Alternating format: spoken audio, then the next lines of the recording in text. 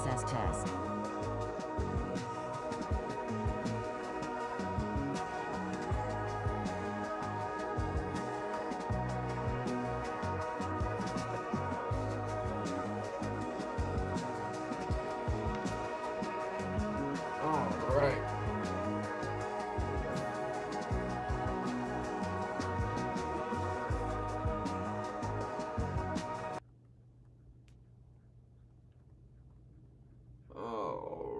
Right. Where's that one?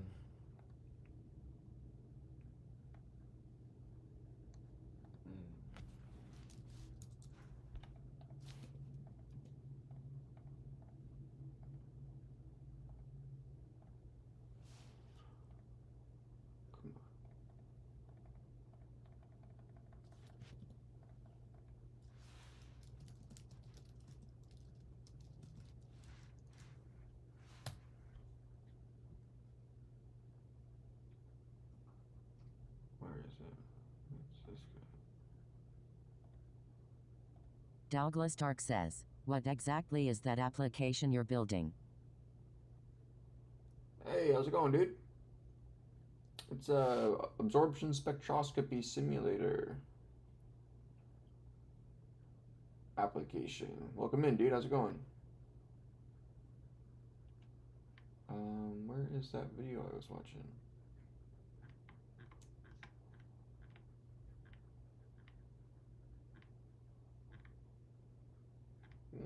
Dang it. Oh well.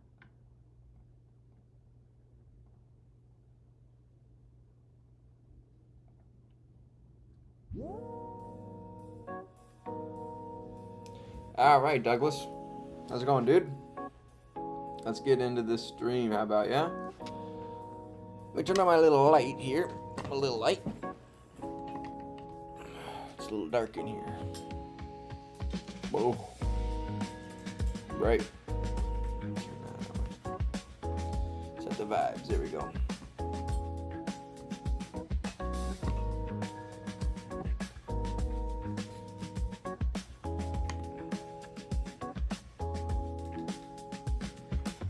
All right, you guys. Welcome in.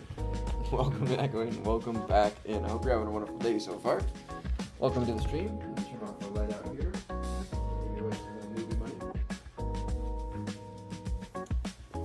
All right. Let's get into the stream today. Love before Petro says so. Hey, dude. What's up, Petro? All right. We're going to get in today. How's it going, everybody? Let's go. Let's get into our session today. So, we're building, what do you know? SpectroSim. SpectroSim. Alright. Sorry, I forgot the music. I turned it down. My bad, guys. Alright, so we're building SpectroSim again. So, woohoo! Which is really nice. So, we,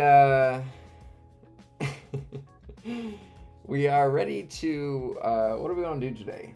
Let's just get set up here, I guess. Let's first get set up. I need like an ultra wide monitor. I think that's my next purchase because this is just not working out. It's like I need more real estate. Okay, and so let's go ahead and do CD into our front end. Let's go npm run dev here. Here we are.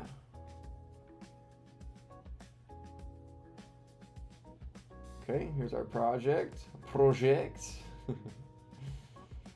All right. Nice. Look at that from yesterday. Okay, now let's go here. Let's open up a new terminal here. Let's go CD backend. Let's go. Can I remember this? Uvicorn.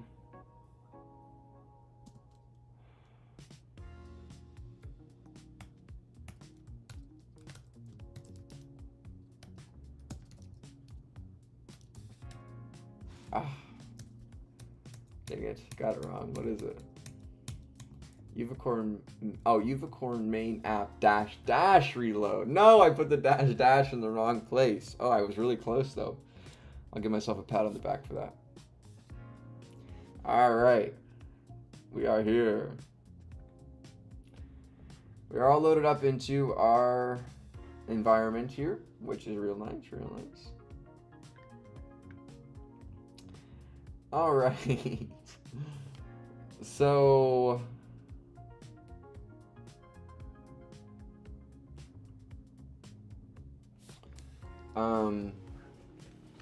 what do we want to do today, you guys?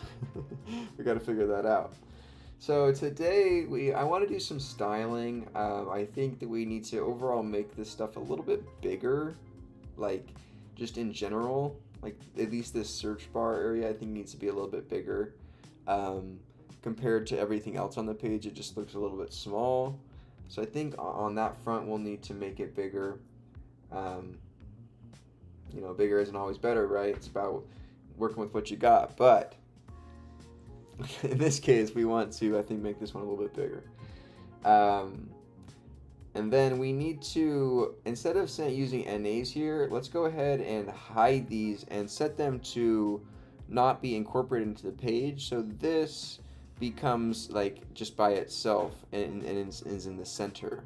And then when it's successful, it reloads the page with these on there. I think would be cool.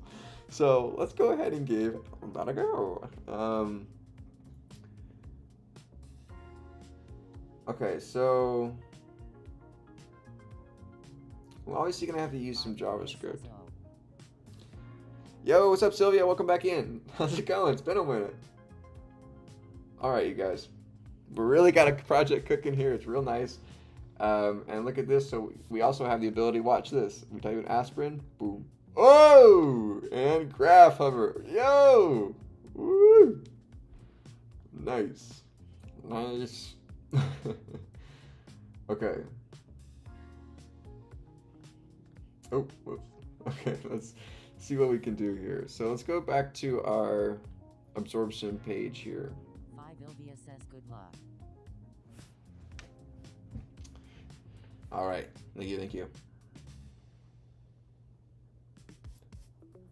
All right.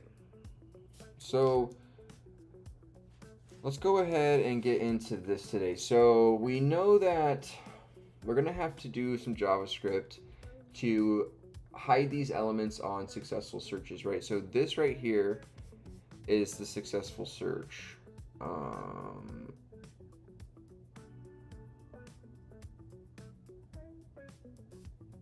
Sorry, where? Oh, here you go.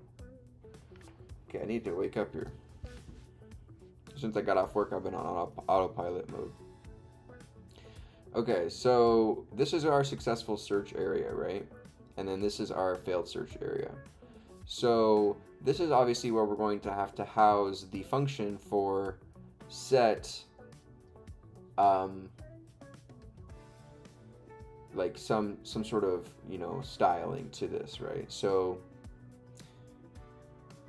let's make a new variable here. It's getting real messy. We'll have to organize this. Const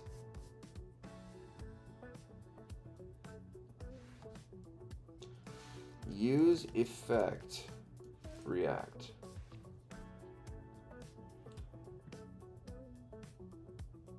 Usage.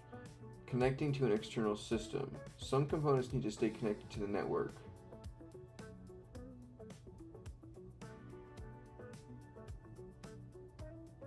Okay, so this isn't us.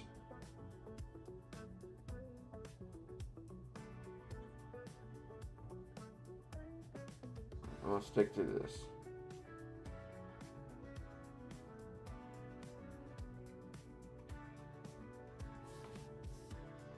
The current state of the variable and its initial state. Yeah. So let's first set const. We want to say, what's this variable going to be called? We'll say, why say search status? Then I have a function here for setting the search status. So let's say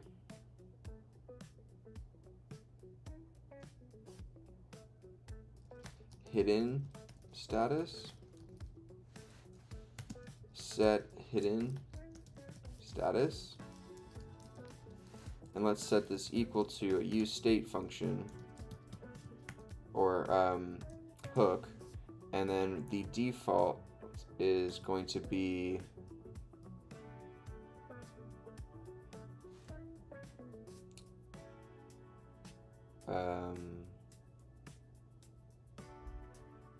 well, this is using set search status default value, which is NA here. Oh, which is this.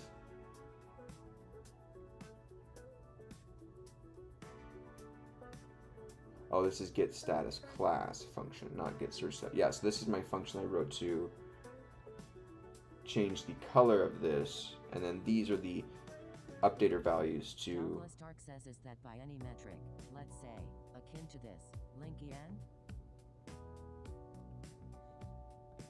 SpectroSim.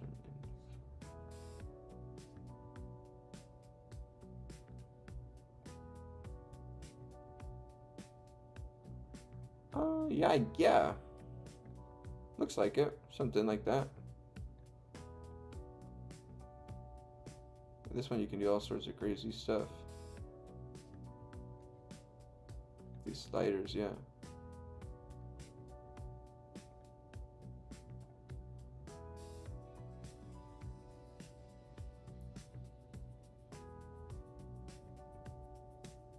Someone's already got SpectroSim already. That's funny.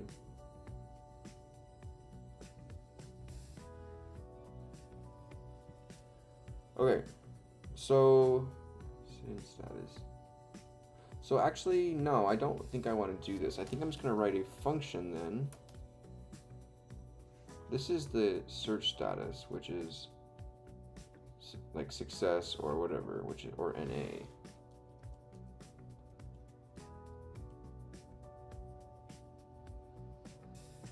Right, but I want to instead, what I want to do is I want to go const Says hi Mike, nice glasses. Get hidden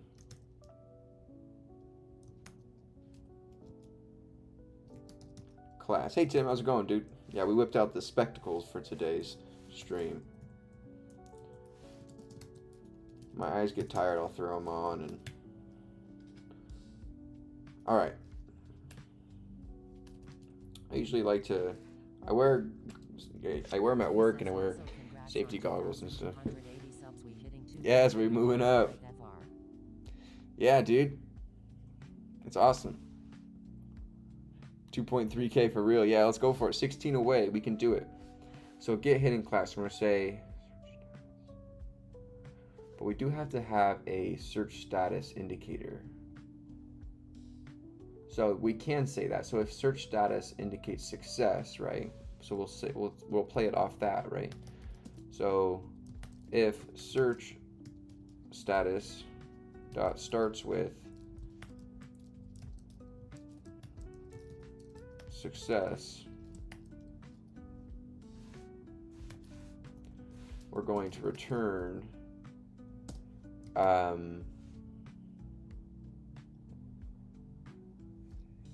hidden. Let's look up tailwind hidden invisible, etc. Visibility layouts. Visible, visibility, visible.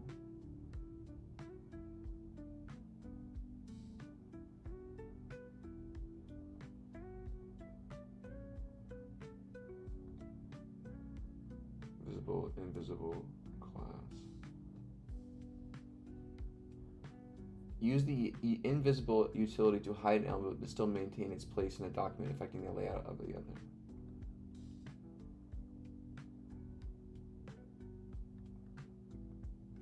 Use the display property to clean and remove an element from the document.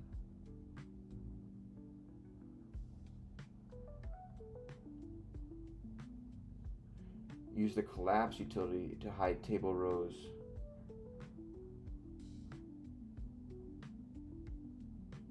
Oh, use the collapse utility to hide table rows. Let me zoom in for you guys.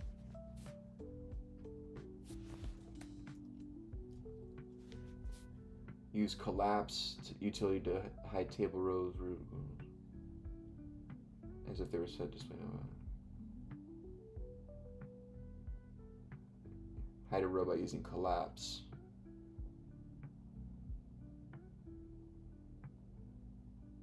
Interesting, okay. So use visible utility to make an element invisible.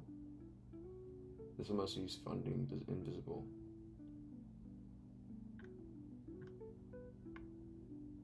So what does hidden do then?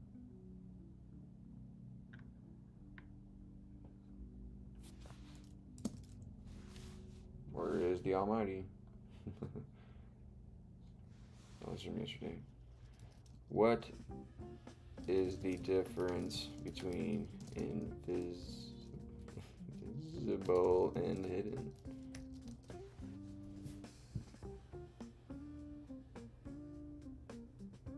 Removes the element from the layout, does not take up any space on the page, displays none.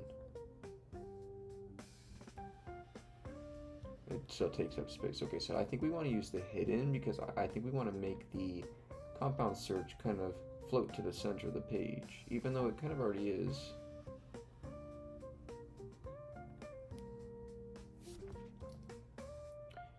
So if we just say hidden, is that all it is?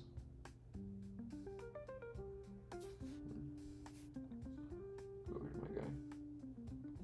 Let me bring my guy over here.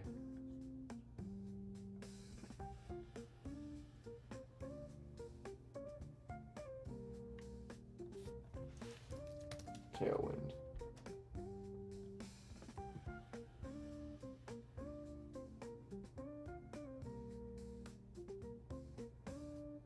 Heat001 says, invisible for visibility. Okay. Hidden. Yeah.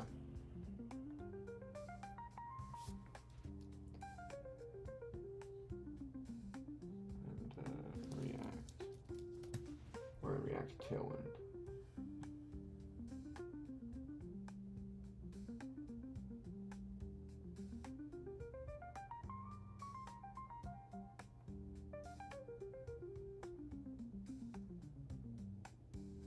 Anand says, hey man.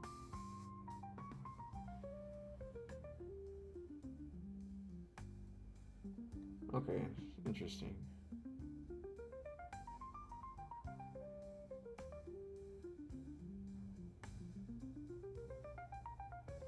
So I want to see, where did I put this get status class? Just in its own thing. Okay. Anand says, got an interview coming up and I'm pretty nervous. Oh, nice, dude. What you've been saying, oh, woe is me this whole time, and you got an interview coming up. Nice. Okay, so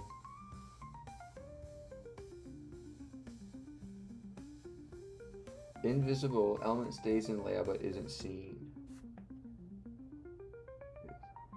Hidden. Okay, so if I just say hidden, right?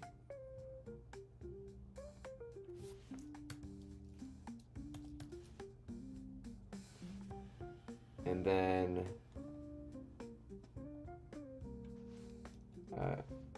else we're gonna return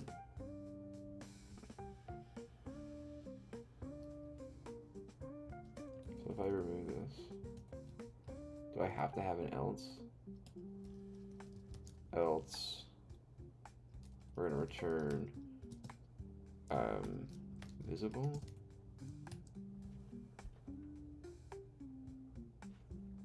So if it starts with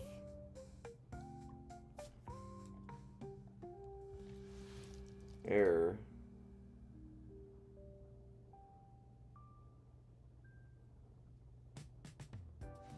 So if it starts with not,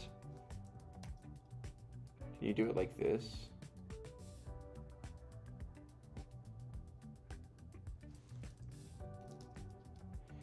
So if it starts with, the thing with, it can be NA though. So if it's not success, return hidden.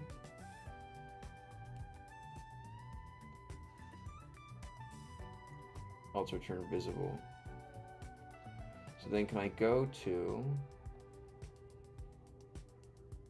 let's copy the name of this. I'm so, JavaScript makes me so confused. 001 says, no, put the before the search status.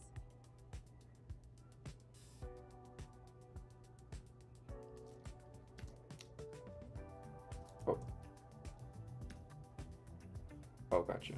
So if it does not search status start with six, okay, so if does not, Anand says the gotcha. worst part of this process is that there is an AI screening round and I've had pretty bad experiences in the past with those. Their transcription is pretty bad and misunderstand what I say. Do you have an accent, Anand? Guessing by your name you might have an accent, yeah. 001 says, yeah, and return invisible instead of hidden.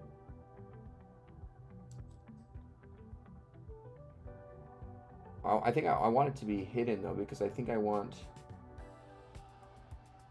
do I not want, I want it,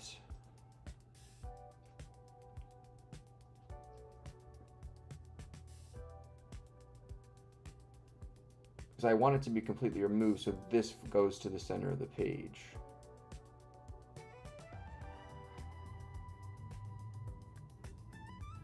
We'll try both. We'll see what happens. We'll try them. How about that? Okay, let's go for it. 001 says, the class for visibility, hidden is invisible.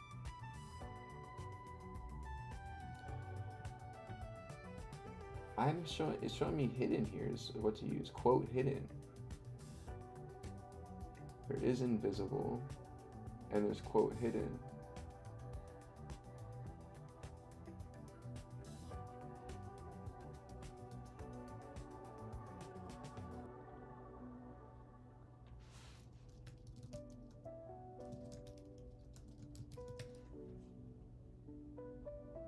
Heap001 says, right at the top of the page that you had up. Hidden in Tailwind. There's a class hidden as utility class who removes the element from the layout.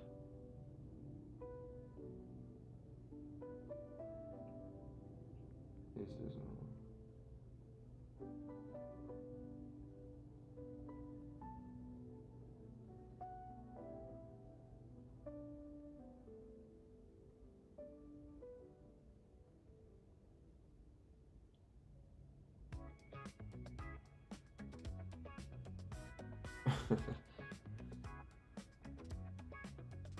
yeah, dude.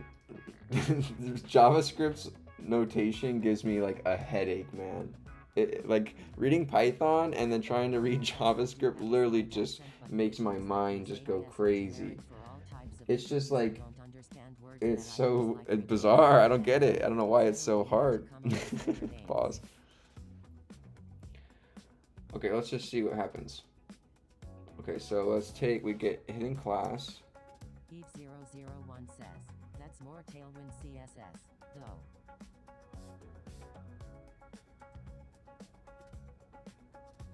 So then, now I'm reading some functions off to the side here of how to like incorporate it in line.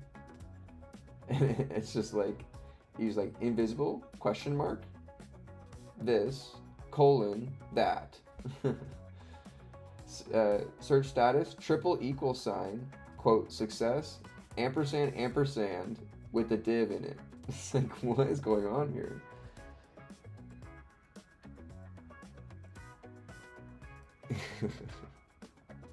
Okay. Okay. Gotta stop getting distracted here. So we need to go, this is our search status indicator. We want to go to the, sorry, I'm moving slow today, guys. Here. So let's go ahead and we have to go here, backtick, backtick here. And then we need to apply a dollar sign. This, that. Eve001 says, Aha. sorry, I was stuck watching an ad and couldn't hear you. Oh, no worries, dude. Those ads be tough. Those ads be rough. Sorry, man. Okay. So then, I think I'm gonna make this a little bit duller too. That's too bright. So where does it say that? Where is that at? This is, it's there, here. So then it's up in my function, which is right. Oh my gosh. Where's my function that I'm using this value?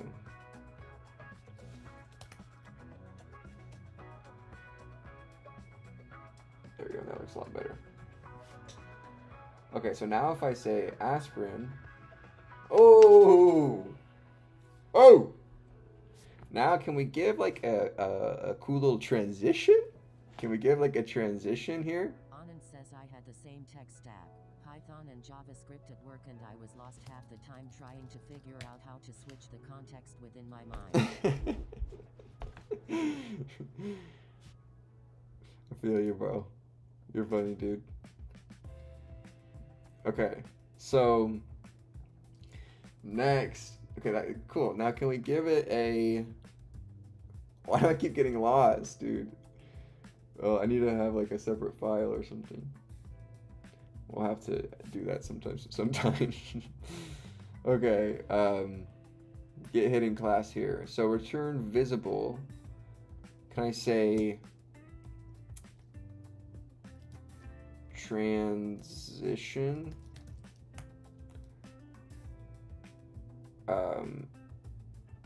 Let's look up some Tailwind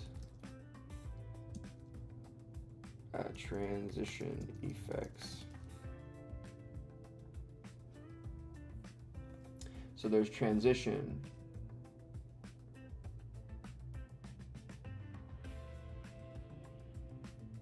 Let's read this out. So there's transition property, color property, transition all. Badu says say hi dude. Tim says where are the comments, Mike? How did it go, Badu?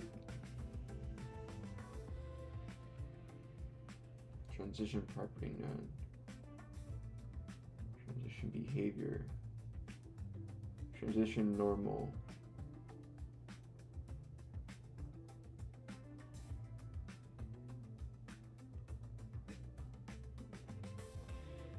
Animation. Mohan says Tim, DDIU do our daily leak dose? Eve001 says, looks like transition opacity might work to have it fade in. Yeah, transition behavior normal. You say property? Transition opacity? Yeah. I think there's, what I think it has, it might be built in. Tim says which one should I do? Remember a leak code. Oh, they have examples. Bank account away. Transition discrete. They have examples here.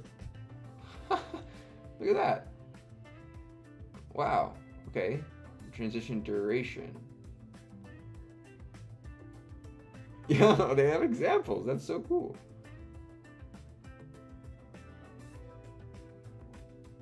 Mohan says 10 songs. Oh, so this eases in, but then snaps back. Eases in. This eases on the out. Mohan says how about that? Oh, this kind of bubbles. Whoa. Tim says Mike, have you tried 10 some in leak code? It's hard, I hear. 10 some? No, I did that with your mom though. Sorry, dude. You set me up for that one, man. You set me up for that one, man.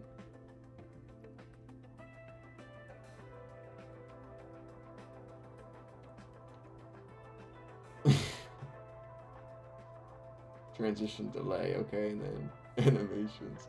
Okay, cool. So let's try these. Anand says, I remember when PyScript came out so that you could execute Python code in your browsers. Everyone lost their minds, but then it died 3 days later. Tim says, alley oop jam.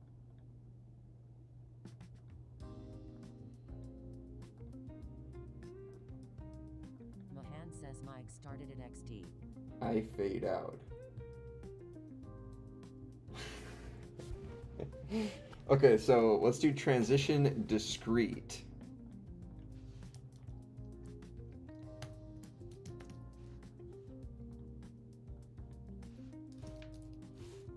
Badu says, dude, what are trains? No, that didn't work.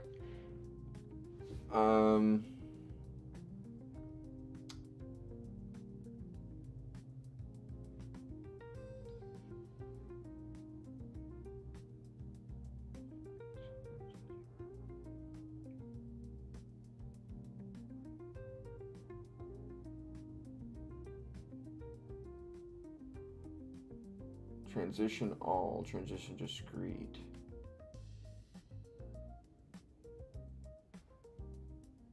Heave001 says, what effect are you trying to achieve?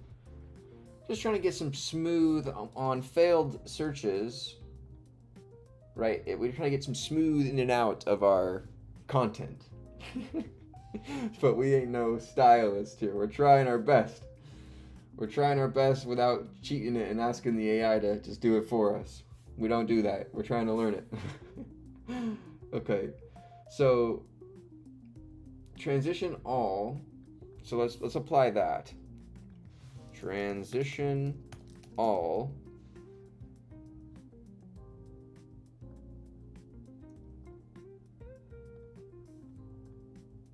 No. And then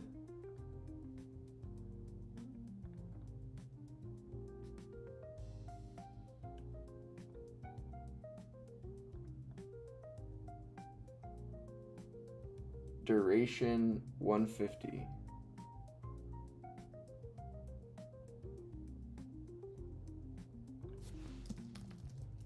Mohan says, after the error say, I'm smooth, done.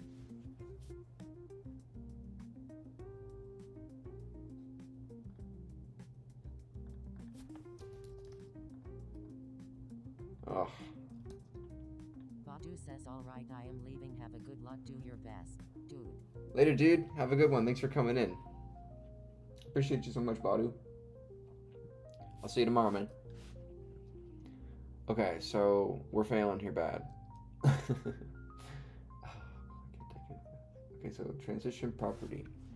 Utilities for controlling a CSS property transition.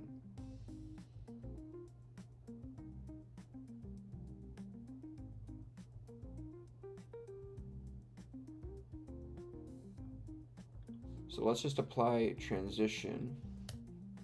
Transition discrete, duration. No.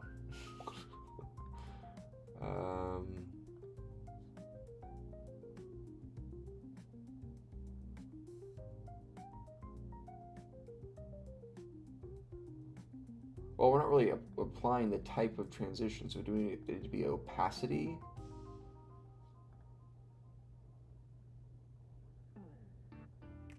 Well, or transitioning from hidden to visible.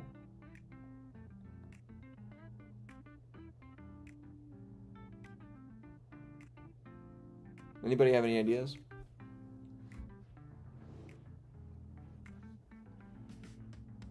Heave001 says, transition opacity might work to have it fade in, but then you need to change the opacity from 0 to 1 with a transition duration of like 0.5 seconds.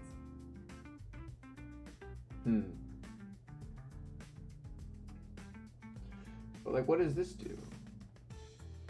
Raylock says, try to use inspect tools and see if the class is being Let's look at the applied. code here.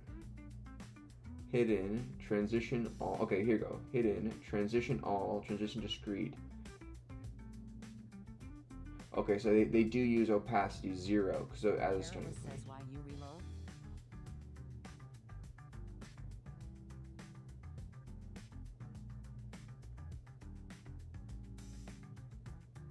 Why you reload? What?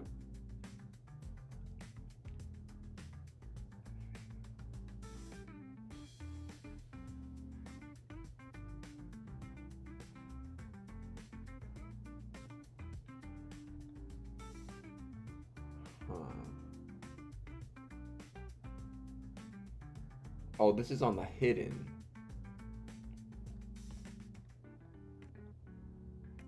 Tirafinail says lol.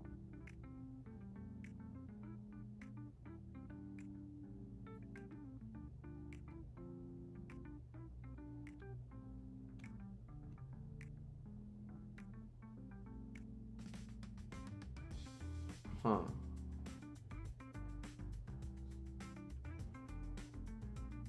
Mohan says, Mike, are you planning to deploy this project?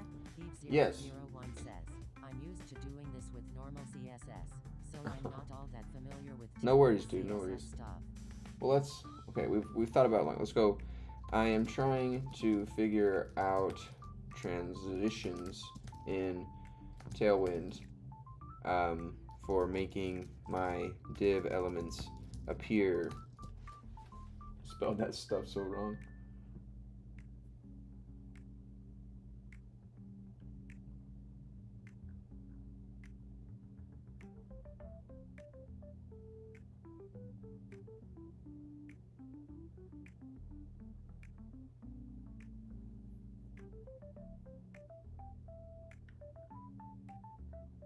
Huh. Mohan says, do we get a lunch celebration party for it? Douglas Stark says you need two style states. No, the initial and the end, and the transition between them. Yeah. Yes, right. Okay, so let's try this. Raylock says, I think the paragraph makes it clear you need to have two properties to set hidden to block or block to hidden. Yeah. Yes.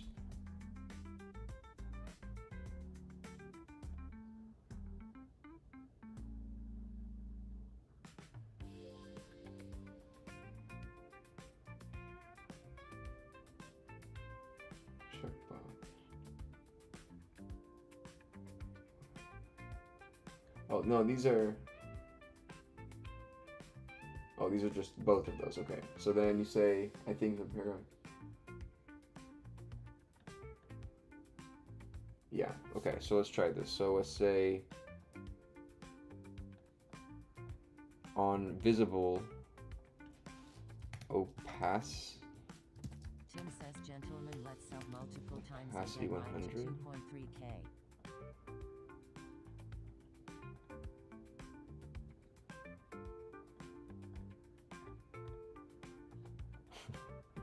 So then let's say...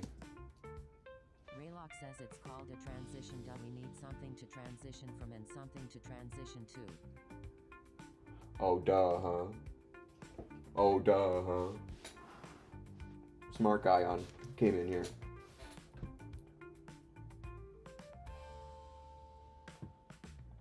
Well, I'm returning two different states, hidden, invisible. So maybe instead of returning two different states, I need to... So if I transition...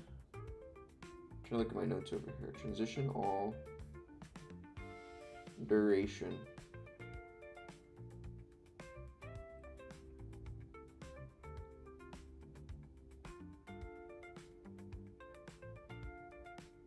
Joe says, not gonna say any opinions because I am a noob lol. Douglas Stark says pre-selector. Transform. So transit 500 speed, opacity 0, opacity 100, still the visibility. So then maybe instead of saying,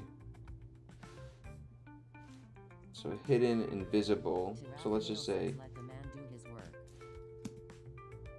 So hidden and invisible, we want to go, so then we need to also apply here Raylock says, no, a was state. just dissing my dumbness. Oh, gosh, you're talking to yourself. I thought you were calling me out, Raylock. I do that too. I call myself all the time. I've been having to shut down these chat trolls lately. We had to ban someone a while back.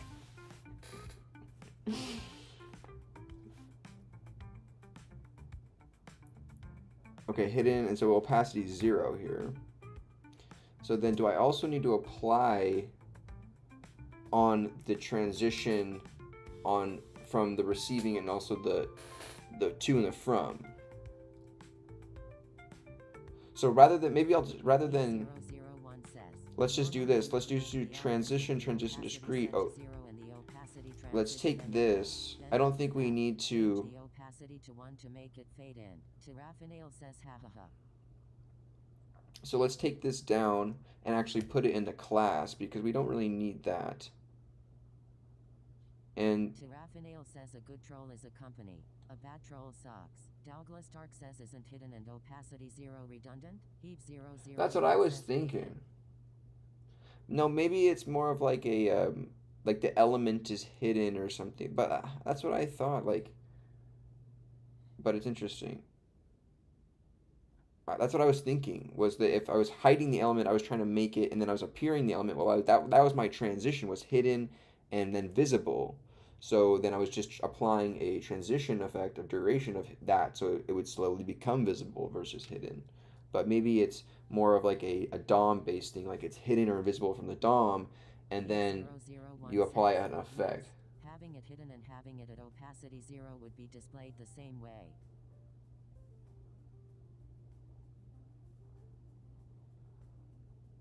I'm confused then. So then why are we doing it this way?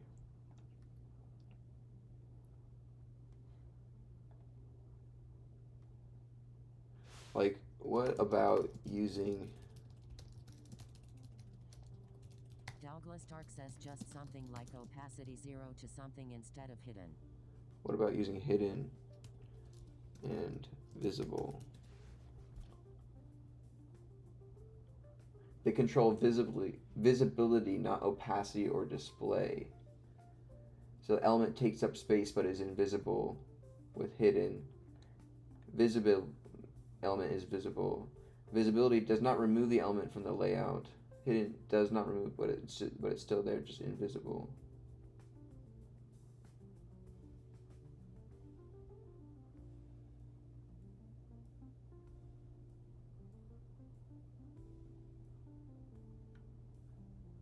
For transitions, use opacity instead. So okay, so it says for transitions, use opacity instead.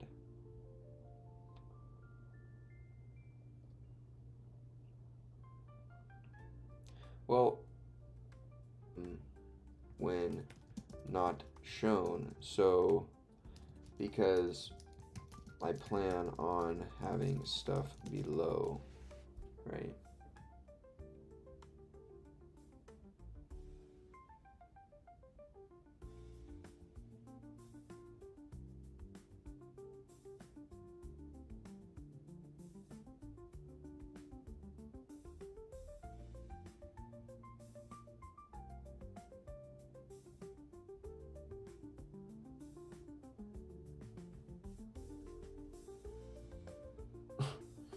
Why does it go like so overkill with what it tries to teach?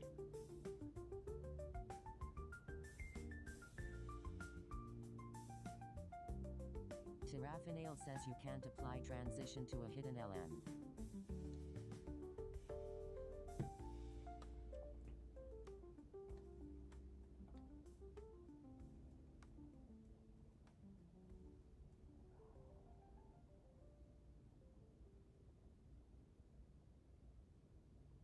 Okay.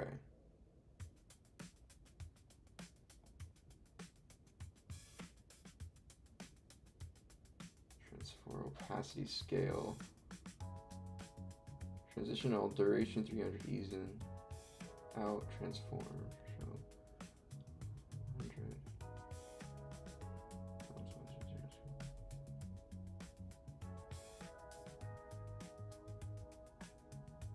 Huh. Okay, so then let's, instead of applying this, let's, and then this, let's apply. Douglas Stark says transition opacity range from 0 to 100. Opacity 0. Right. And then let's take our transition discrete.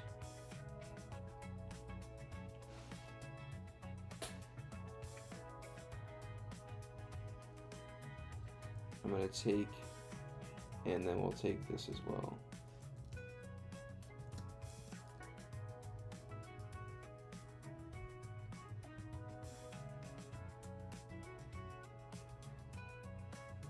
Duration. So if I take this and put this up here with this.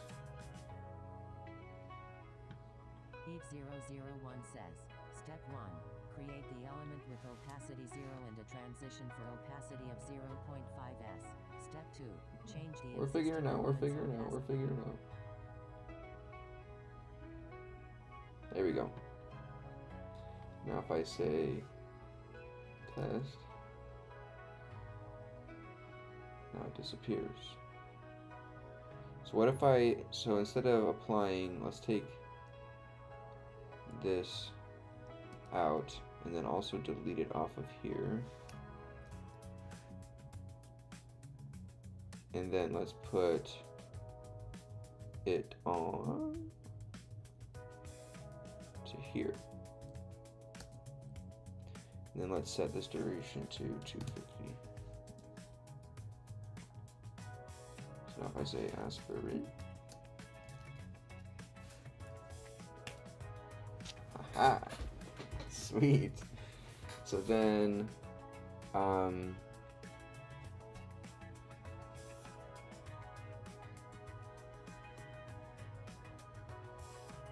this is where it gets a little bit tricky.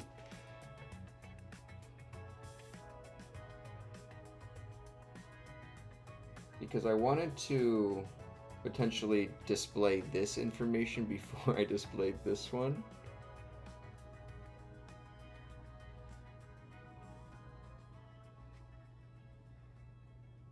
So then let's do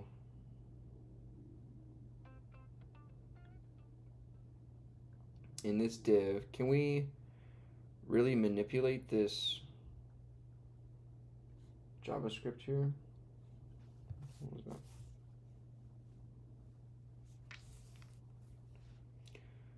Where'd we go? So here we are. Douglas Stark says a flex column. Yeah, so let's go ahead and so Raylock says just have different durations.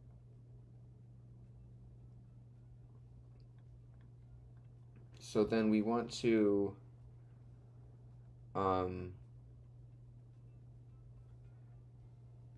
what am I trying to accomplish here? What on a successful search? It's bedtime on the East Coast. All right, Tim, I'll see you later, dude. Thanks for stopping in tonight, man. I'll see you tomorrow.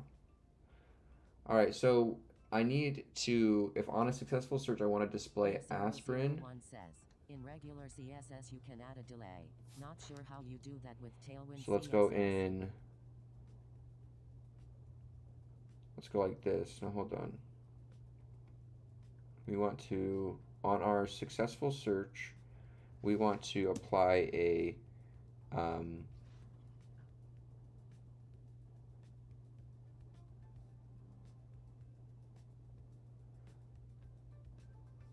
so this is what this looks like. Flex wrap on large. So I'm going to copy this really quick. I know we just did this, but I'm going to take this out. I'm going to just say this whole class here so I can manipulate it up here. Okay. So on a successful search, we're going to make flex wrap on a large. Douglas Stark says maybe a delay specifically to the graph box. Flex row. And then on fill, no, I'm going to say flex column. No.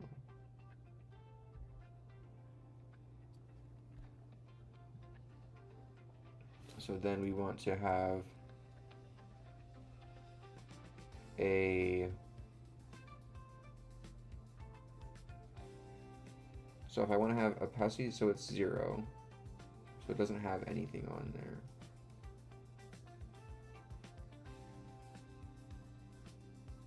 Wait, if it doesn't start with success, yeah, so it's 0. And then we say flex. I guess this stuff doesn't really matter because it's 0.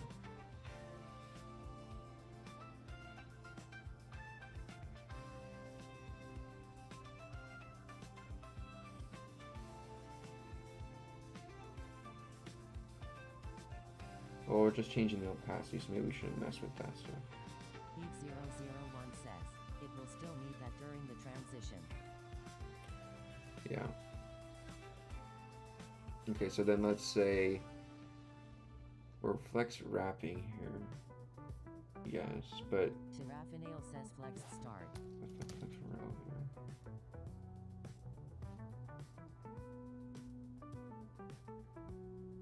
So why am I getting, on successful searches, I'm getting flex. Why does my row?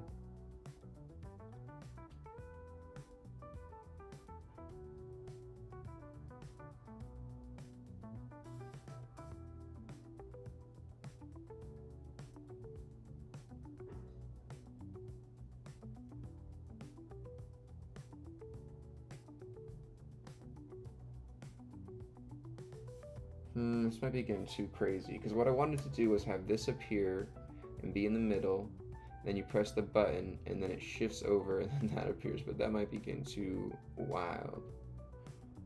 Which kind of, we don't really need all this fancy animation stuff for our science site.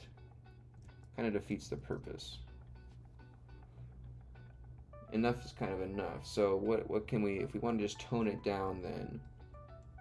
Because the whole point of I have this button here, and this was supposed to actually be the call to actually making this, so it doesn't have to generate this plot every single search. It only does it specifically on this button call. So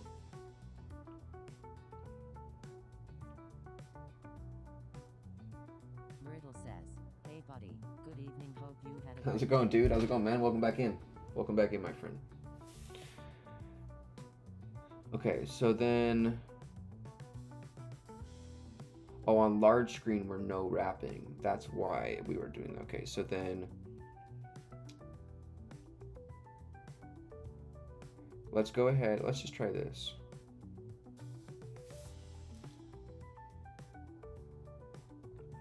So let's remove this flex wrap for this large screen indication.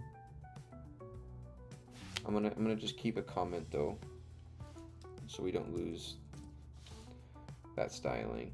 All right, I can remember it. Okay, then we're gonna say, so that's still doing what it's supposed to do.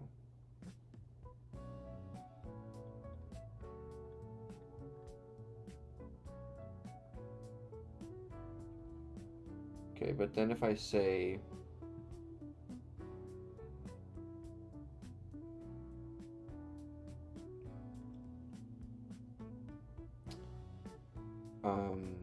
on a fail, we want to flex, well, it's gone, right? So on a success,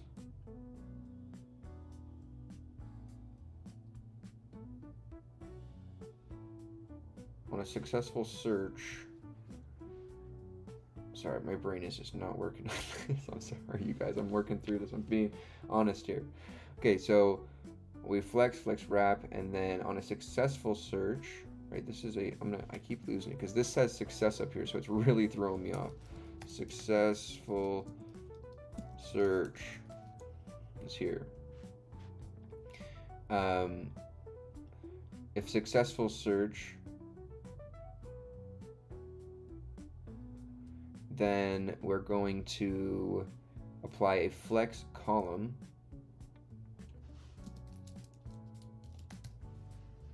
Right. I'm going to apply a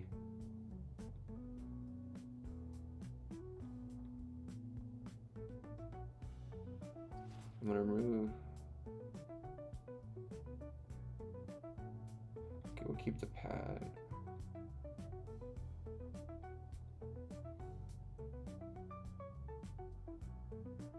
Okay, so then we justify center, and then can we say items center as well? There we go. So now that comes up in the center, just like that.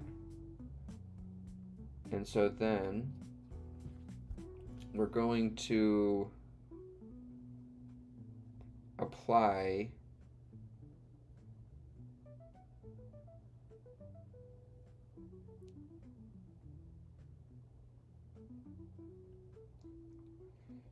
hitting class. So then if we press this button,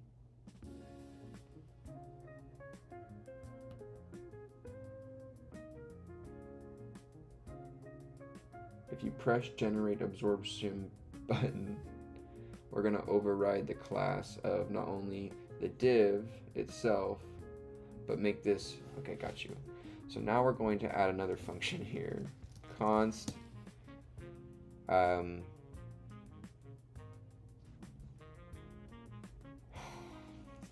what do we want to name this thing?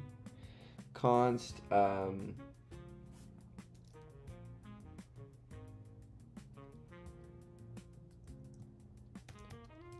hide, or let's say get plot class.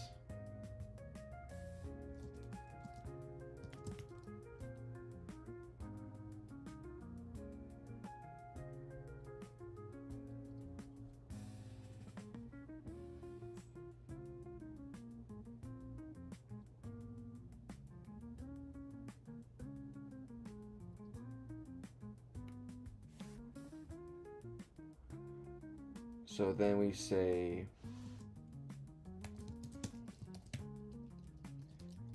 so in the get plot class, we're going to say if,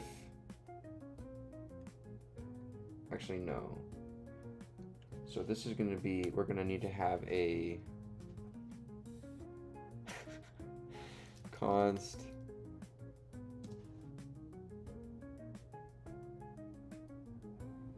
how did I do the button?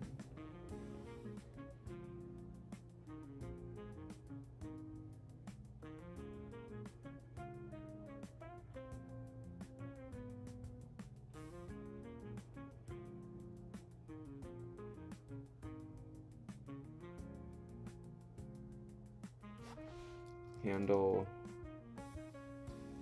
plot, handle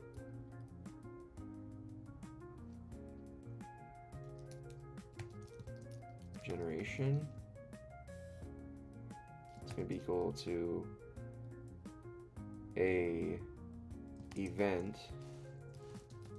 which is going to be a click event.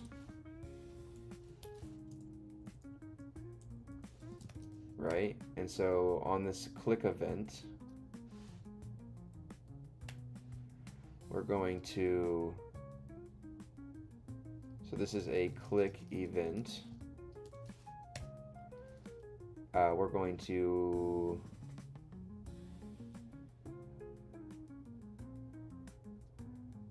can I set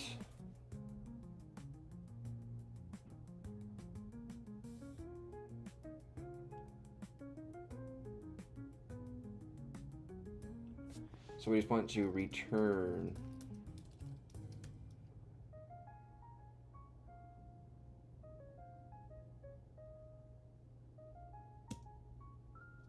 I don't even know. I'm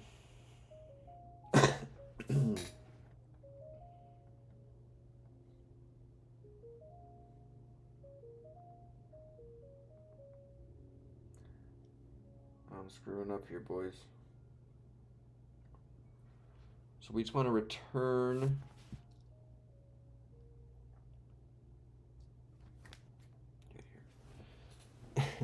I suck at this so bad, dude. The JavaScript is by far my weak suit. I want to. What do I want to return here on the? So handle on click. So on this button click, then let's just do that. So on this button click, for plot generate plot. Here. On click.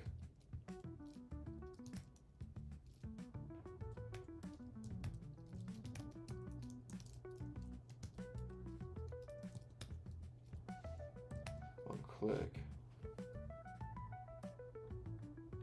So then I need to add a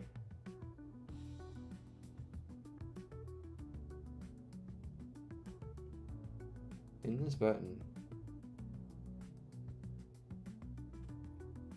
Oh, I just made a type of submit.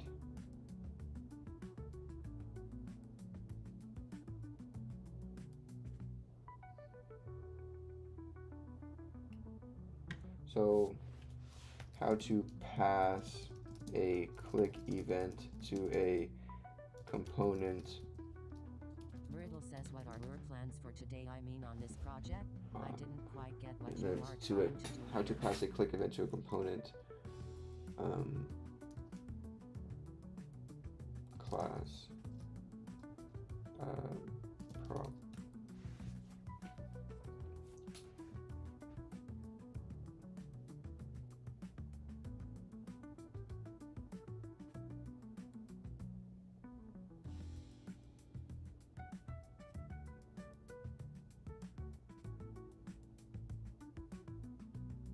Our class, you just say on click.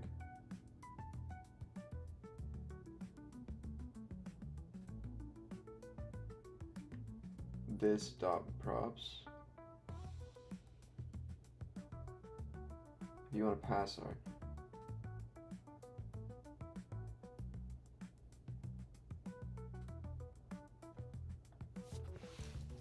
tailwind.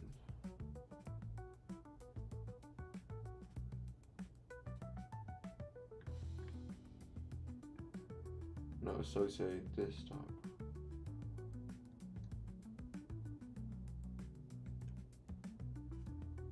Okay, so you say in the I go into the generate button here. So I say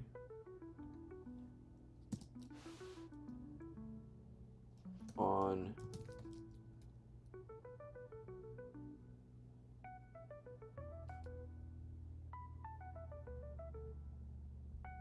no? Oh no, it's like it's not a class, it's on click this dot props dot on click like that.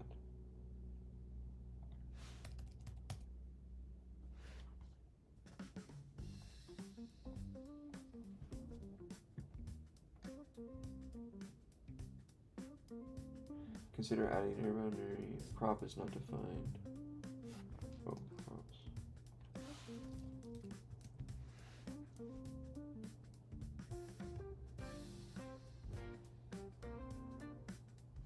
Brittle says inside onClick prop, you can just insert your function. Event will automatically be passed.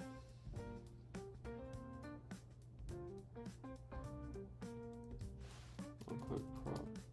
Yeah, now I just have to set it up so it can be passed though to the component.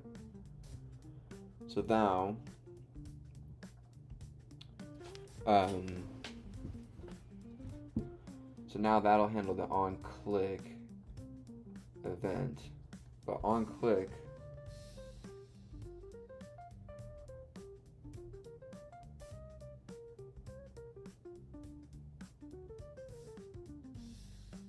but then how can I have the button do something then?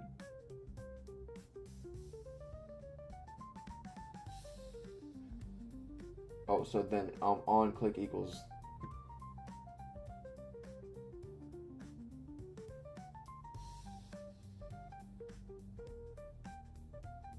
okay, so then in here, where are you at? I lost you. Oh my gosh. Generate absorption. but okay, here we go. So here, then on click, we say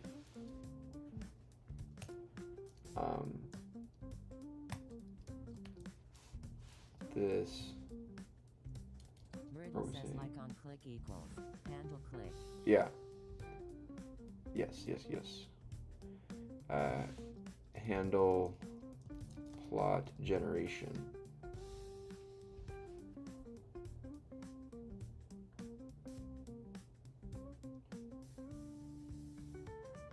Do I need to call a function there? Does it need to be a function call? Or is it just a reference to that? No, it's returning a value.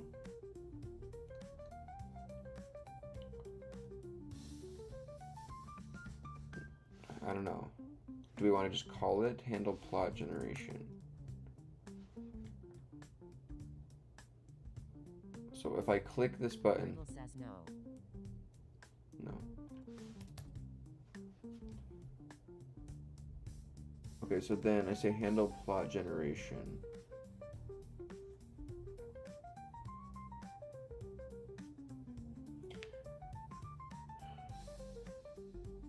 Brittle says shouldn't be called. So then and then this is what I'm doing. So in my handle plot generation, I need to access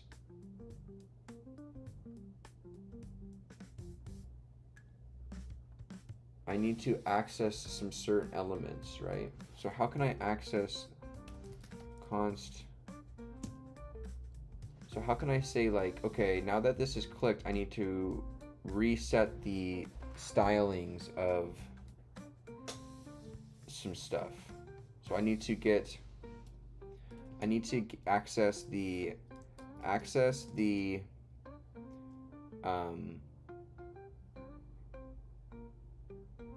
plot within the content section and make visible Says try logging the event parameter of the handle plot from hidden. Then I need to access the overall content section and set back to flex row with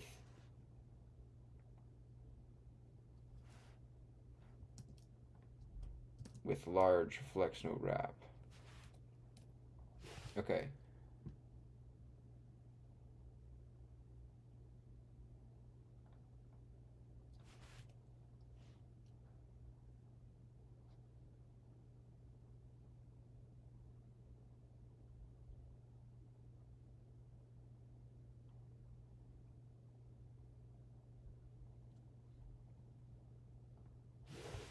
Okay, so now what we'll do is we'll say,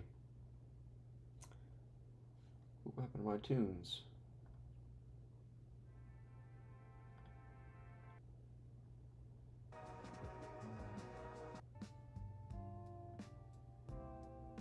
Okay, so then we say, okay, so if I want to accessing DOM elements in React.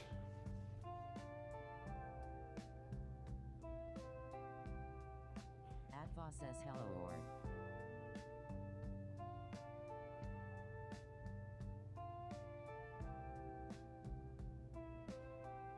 So maybe then what I'll do is, should I set a variable, a use state variable? Myrtle says try logging the event. Let's set a use state variable. What is logging the event? The click? Oh, just saying log, so it does it.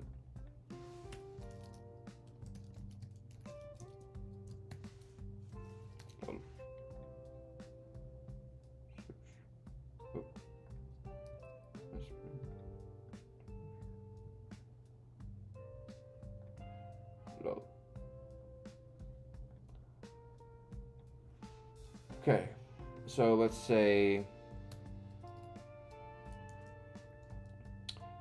Brittle says console log event. so let's say instead let's put Brittle const says inside the handle plot. const. All right, we'll say this variable is called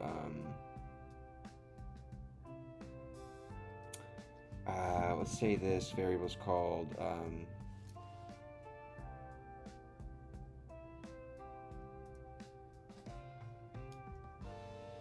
I don't even know. Let's say comp plot or info. We'll say content section styles. I'll say set content section styles. Oh my gosh, terrible names. It's equal to a use state function. And I'll say the default value is going to be this is content section style. So then we'll also set another one. This is going to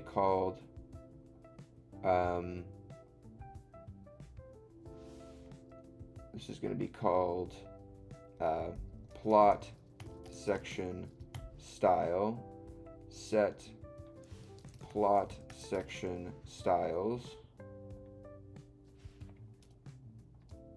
style.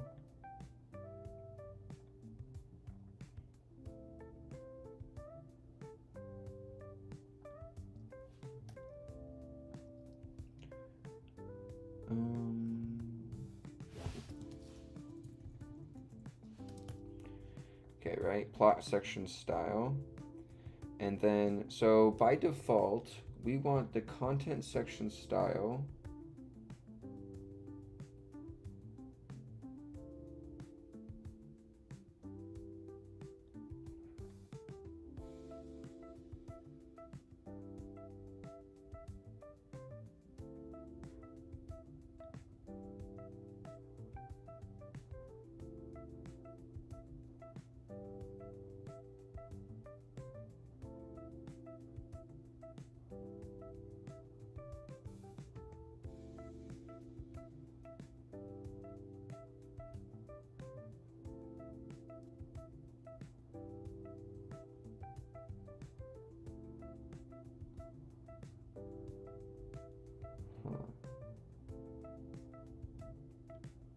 if it doesn't equal, so by default, we'll set the content section style to be this. Okay, by default. And then so then what we can say is if it does equal to success, we'll return this guy.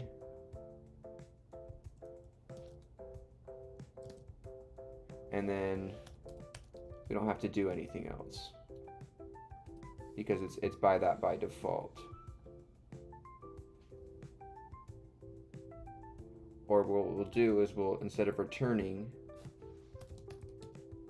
we'll say set Brittle says I think if you want to change the class compound style section. You'll have to use state hook.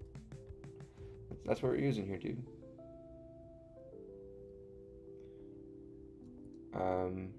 Set content section style to this.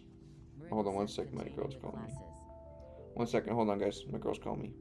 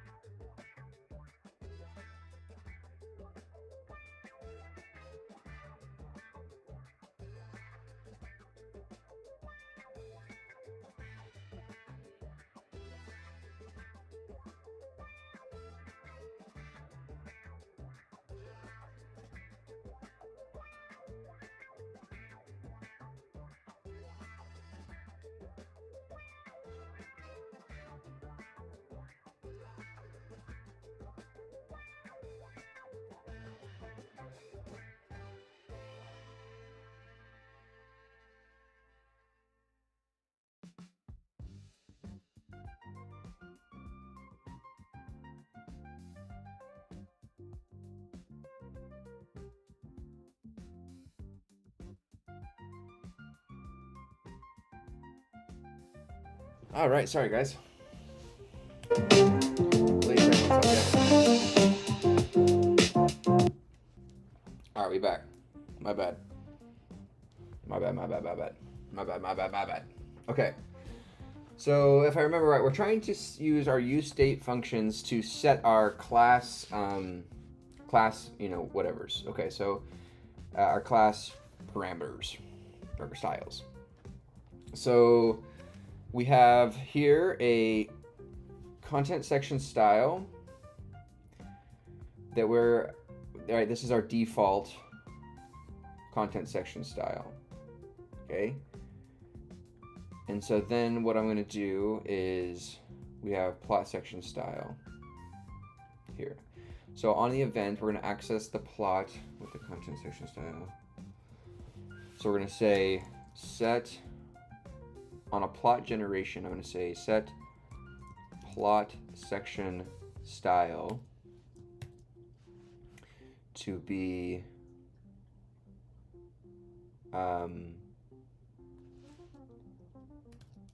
opacity. Well, I'll just set the whole thing. So what in my plot section? My plot section is here. Here's the plot section with the download button. So I'm going to take this guy. I'm going to come up here.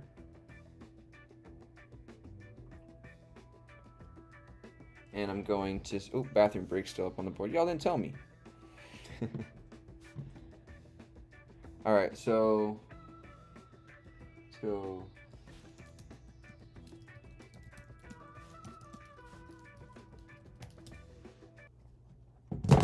Oops, shoot.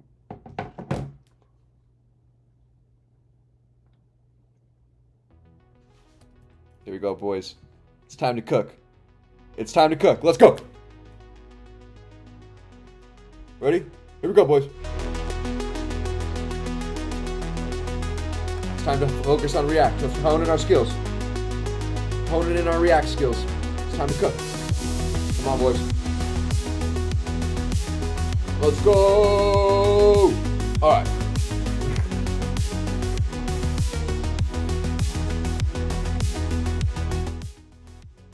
Okay. Let's get going here. Okay, so what we need to do is we're going to set our plot section style to this that we made, right? So set plot section style to this. But we're going to add in I'm going to add in this same transition styling that we were doing before on this guy here. Discrete, right? Okay, cool. So when you press this button, else we're going to have plot section style be this,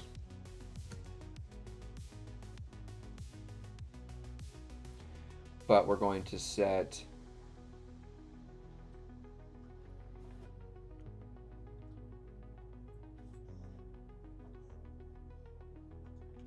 the opacity on this to by default to 0, and we'll set the opacity on this to 100, right? So then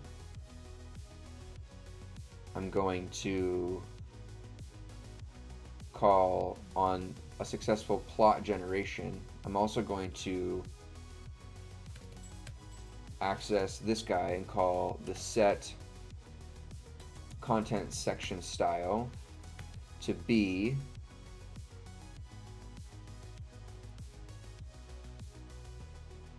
content section style here. We'll take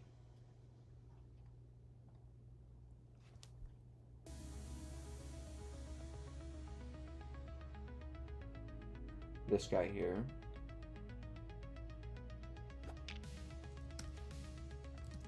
So opacity 100, flex container wrap.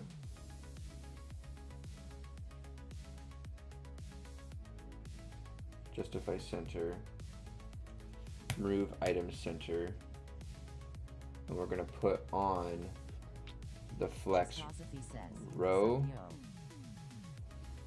and the large non-flex wrap. Okay, and so then what that is going to do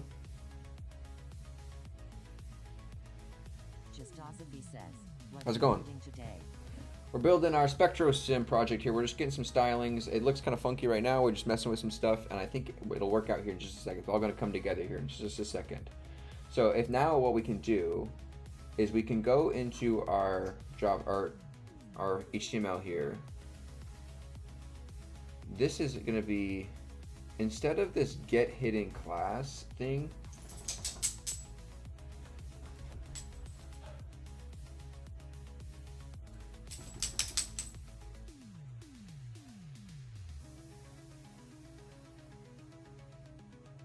hold on, let's think about this. So our content section style by default is opacity 0,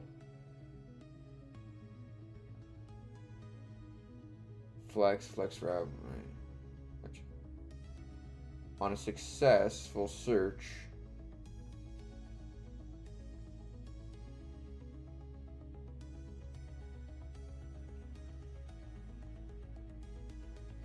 so then on a successful search, what we'll do is we'll take this,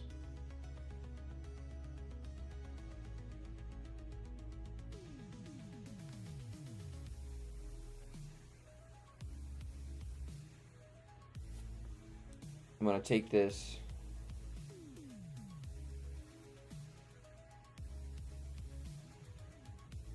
content section. Justosophy says, so you're giving it molecular info and simulating predicted spectra? Yeah. Compound search. Get hidden class. So this isn't going to get hidden class.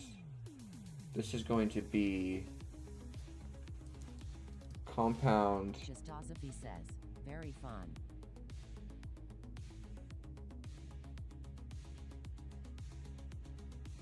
This is going to be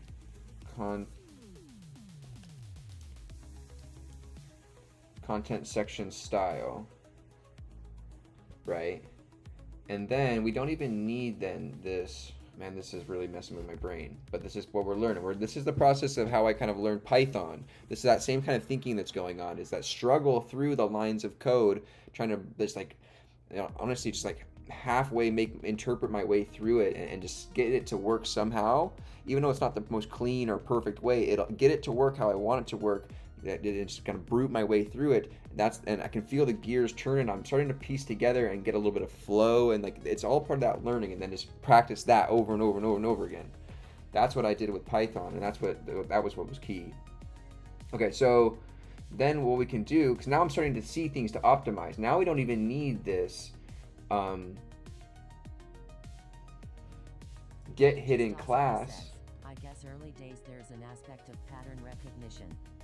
Right, I didn't even need this get hidden class because now what I'm doing is I'm using my use state hooks to set those styles automatically. So then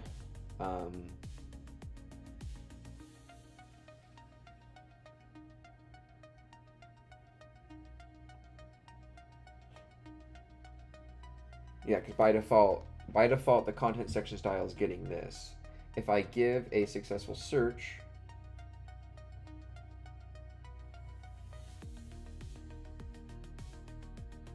so now what I'm going to do, Justosophy says, have you been learning programming for a while?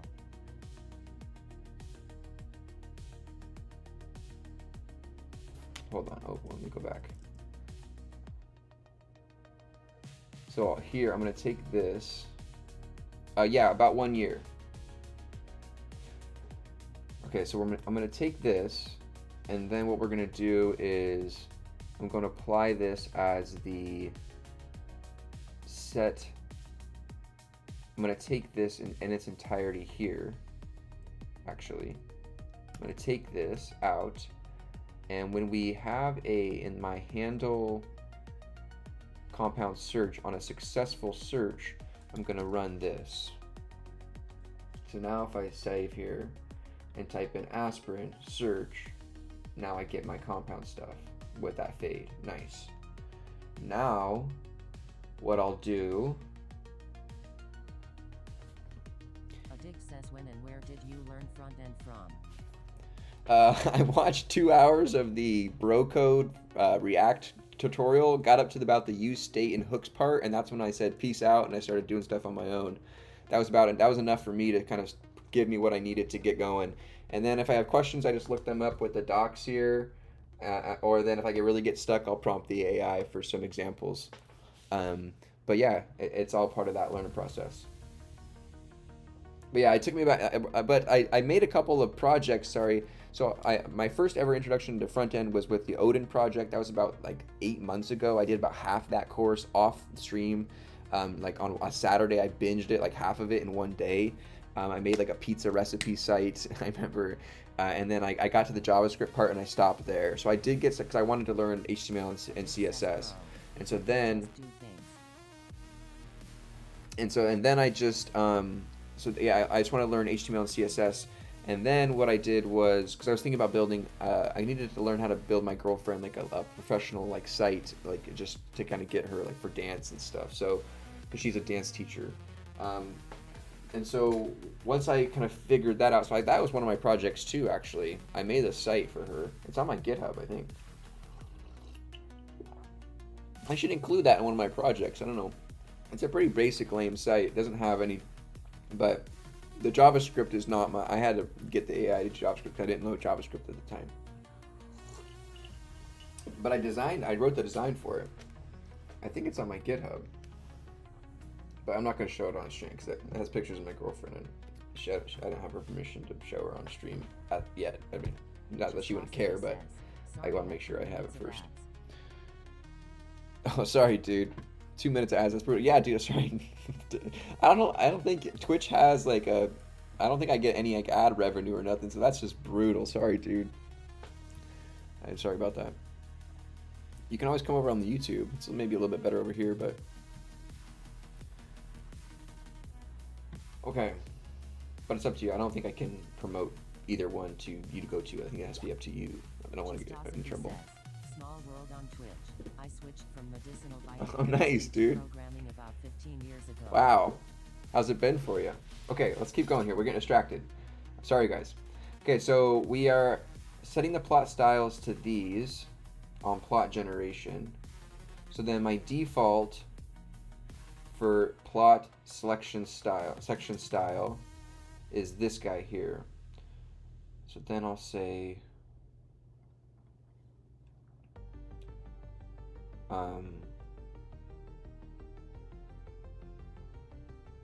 plot generation, compound data table, right section,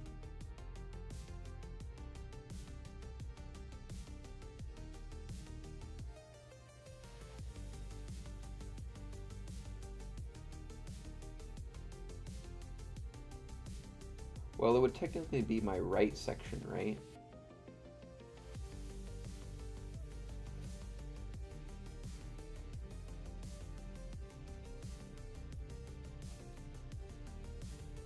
So let me go back. Let me change that then. Let me say it's not, I'm not going to apply, shoot. Okay, so right section is this.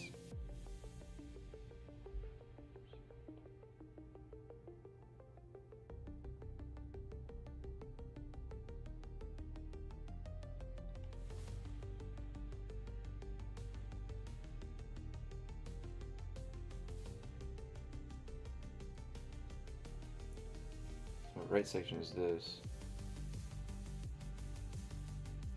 So then I'm going to take this out of my right section, which is this absorption part. I'm going to go to my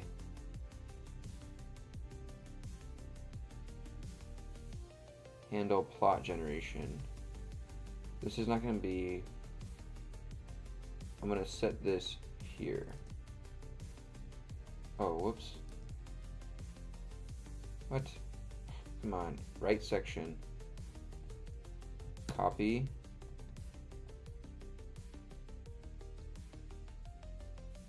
And then I'm going to paste this here.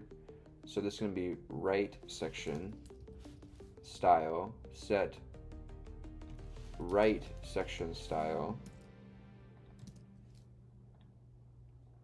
And so, and then what I'm going to do is take this guy again, paste it into here, and then give a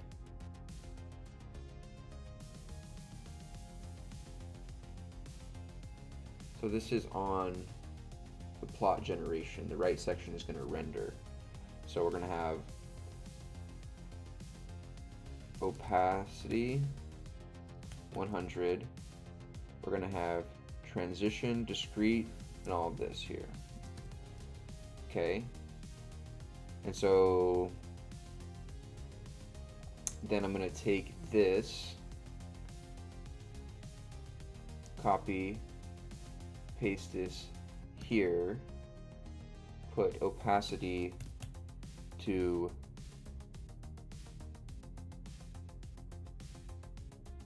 0,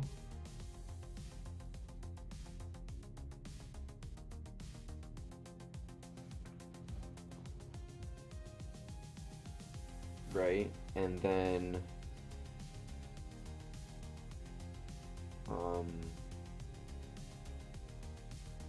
so my right section style has flex, justify center, and opacity 0. So it's hidden by default. So I'm going to take my right section style, go down here to my right section, and then here we're going to give this right section style. So now if I say aspirin search, boom, that's all that pops up. And now if I say generate absorpsim, yes! Woo! Yes, that looks awesome. Yo, it pushed it out. Yes! That looks so cool. All right, so Sun says, whoa. Yeah, look, so now, like, that was all that hard work we were doing of messing with these class states and stuff. It looked like a lot of craziness going on, but that's what we did. Is now, right, you can go here, you can say test, it doesn't work. Okay, error. Now I can say aspirin and say search, and I get aspirin. Aspirin can cause developmental toxicity in females, blah, blah, blah, blah. Here's its data. Now I can press generate the absorpsim. Boom, there it is.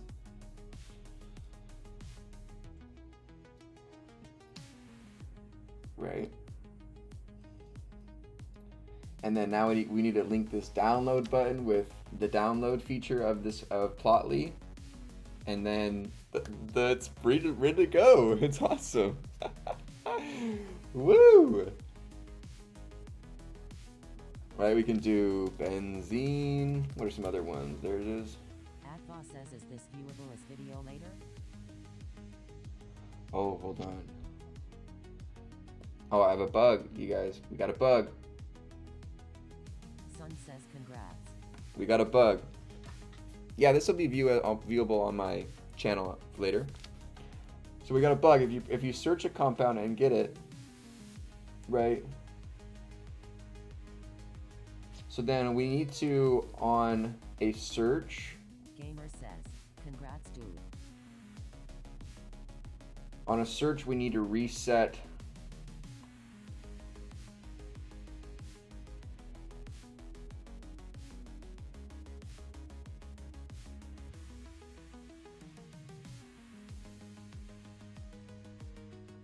So if I say test,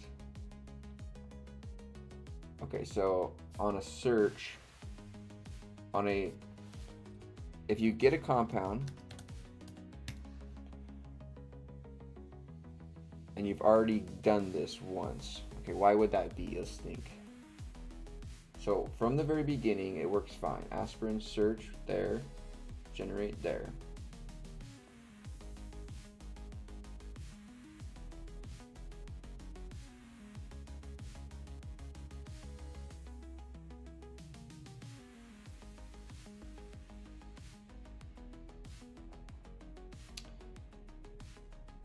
And so then if you redo it though, like for benzene, it resets back on a search, but okay, so then we need to set the plot on a successful search. On our successful search here, we need to also set the plot style back to its default. Doggo says, what do you think best free way to learn Python? Any websites? So let's set our right section style back to its default here.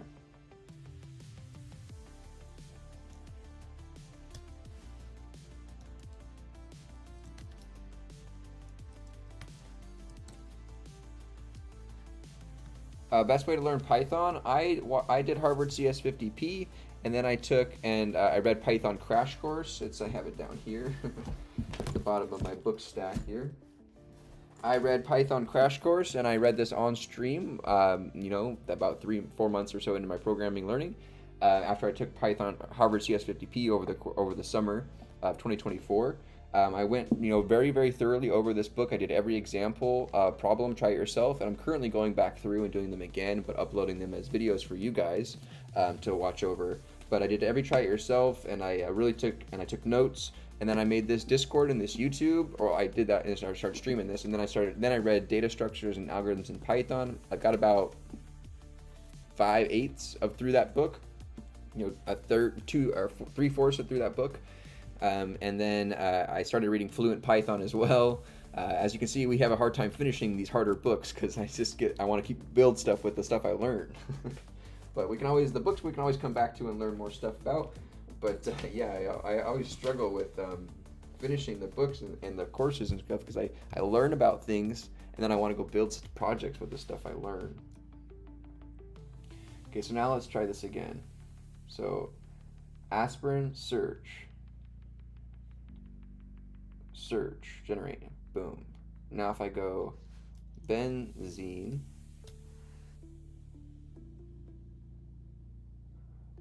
okay, so then let me go ahead and say on here, I'm not going to have any duration here. It just needs to go away. Just saw your channel pop up on my recommended and I'm hoping to stick around. Thanks for doing this.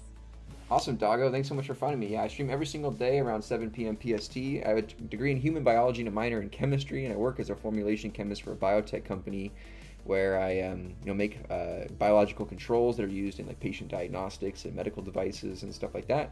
Like big batch solutions of like artificial like spinal fluid or things, serums, blood stuff, kind of cool like that. And then I've been trying to teach myself programming for about 1 year now, and this is my most recent project, SpectroSim, where we are pulling data from an API from PubChem. We are scraping that using a custom Python script I wrote, and then we are using regular expression to extract out some group values for UV spectrum data, and then and obviously a description and a reference if applicable. And then we are generating using an algorithm I wrote. I didn't write, right? But I wrote the algorithm actually, but I didn't write the actual math for it.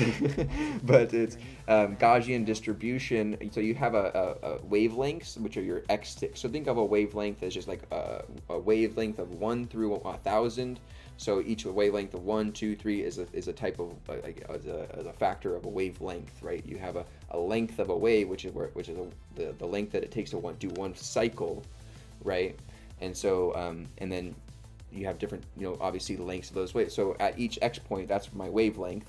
So for like a 1 nanometer, 2 nanometer, 3 nanometer. And then I take those wavelengths and I factor in some epsilon data or a Gaussian distribution across those x values to kind of scale them, and then to kind of a bell curve, and then I use that information to plot. And generate absorption using Beer's law, which takes in that epsilon value factored against or multiplied against the concentration of the solution, multiplied against the light distance from the actual cuvette that you're shooting it through. So this is how you actually calculate how much light is lost or absorbed through like compounds or mediums. If you pass light or red light through a red window, a lot of it will be absorbed, but if you pass like green light through a red window, like it'll shine through. It's kind of like those similar kind of concepts. I think it might be the vice versa, but okay, so now we have benzene generate.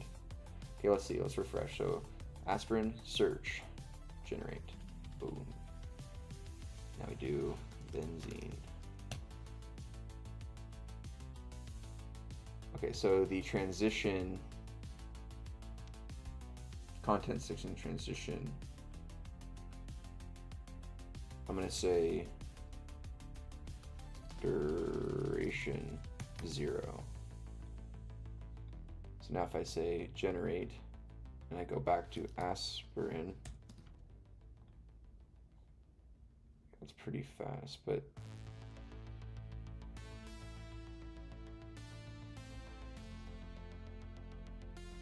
so if I say duration 0 here, 0 here as well. If I say benzene, there we go, generate. Now if I say benzoic acid, there we go, generate. Haha, this looks so good. I love it, I love it, I love it. Okay, I'm gonna make this actually go, instead of like a light blue, I'm gonna make it go like white. I think would look good.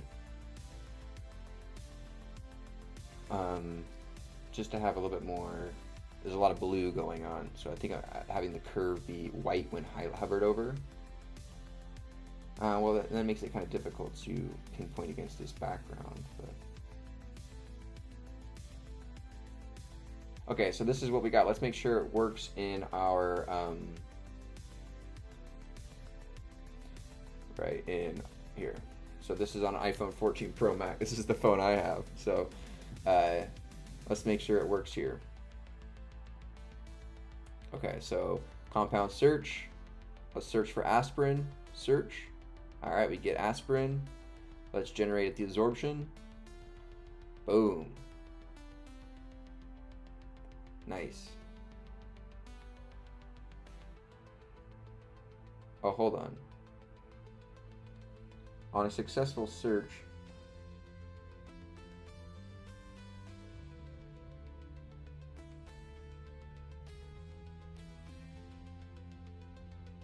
I want to set this to 0.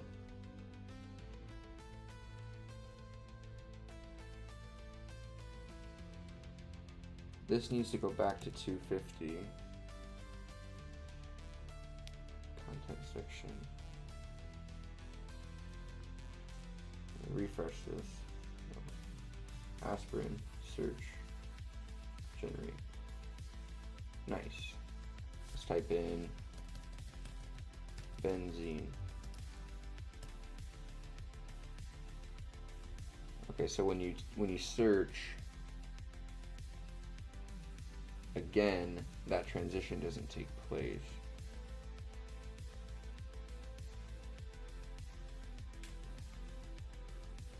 So let's set it to, because it's already seen. So we need to allow the transition to happen. So we need to set the content section style, have it basically do this, but go from set it to 0. Have this duration go instant, and then we set it, and then we set it right here. So now, Xeon says, where do you take the data from? PubChem. I'm pulling it via API with the request module in Python and scraping it with a custom regular expression script. Aspirin search, success, generate. There you go. Now if I type in benzene,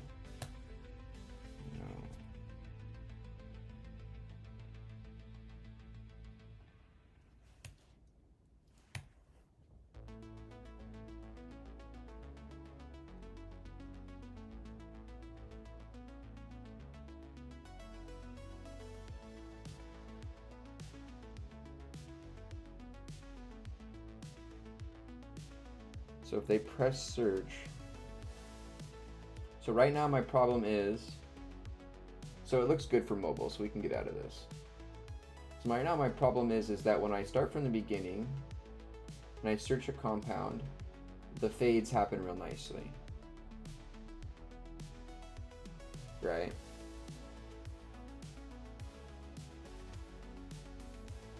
And then I generate and that fade happens. But then when I search, Doggo says, when you build projects, it just, sometimes stuck on what to do next. What do you find effective if you don't necessarily know what to do next? It doesn't fade. So on a successful search, we set the opacity to 0 and then we fade it in.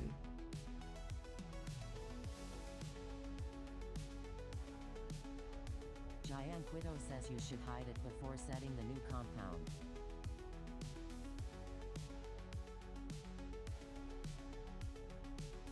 Yeah, that's what I'm trying to do here, right?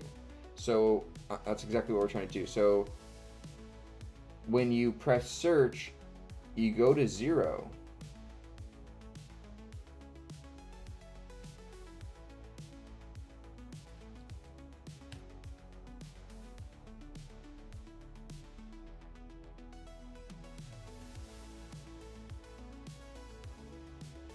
Aspirin, search.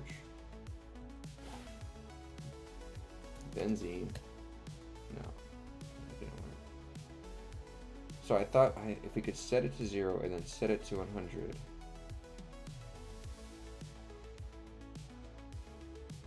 So if I set it to 250 here, I give it a duration to go to 0. And let's give it the discrete again. So let's give it the 250 here. So now if I say aspirin, no, it's just instantly updating. Oh, because this isn't getting a response.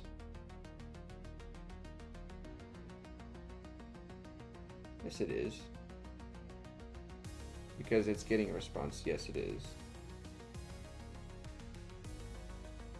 So then why isn't this applying?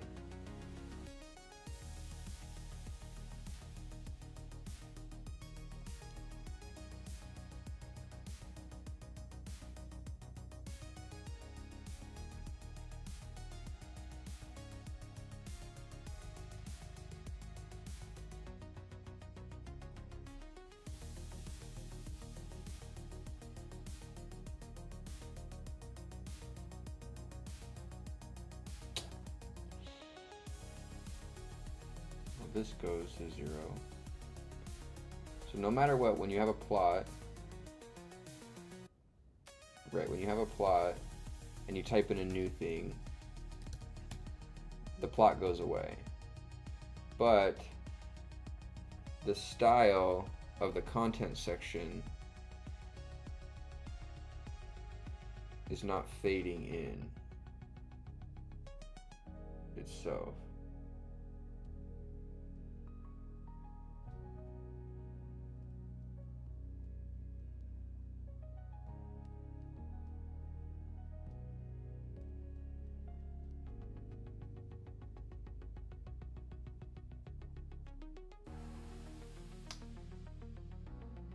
Gianquito says try moving that code before calling set compound.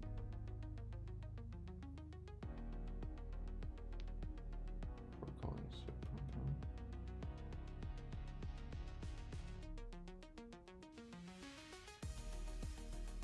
Try moving that code before set compound. This guy here.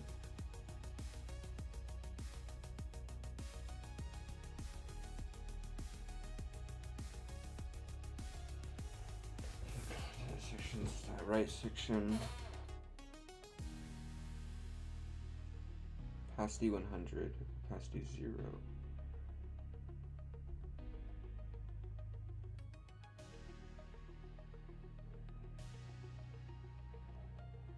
Content section, style, handle plot generation.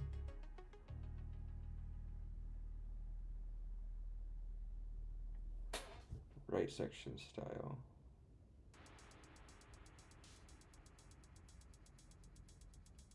But the plot always fades in, which is nice. Because it hits that.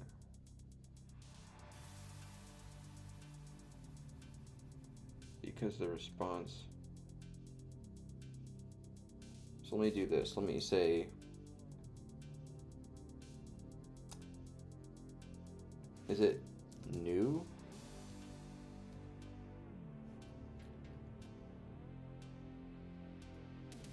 What's the variable to set a where it stays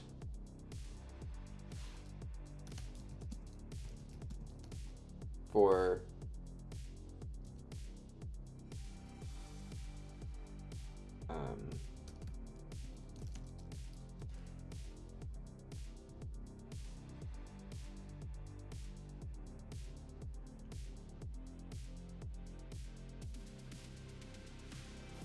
no, like let or const.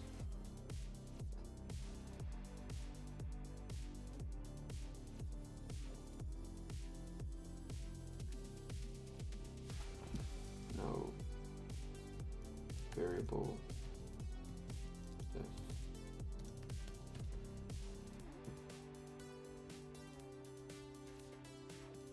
no let const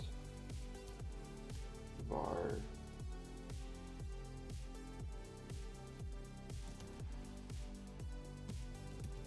what are the all options?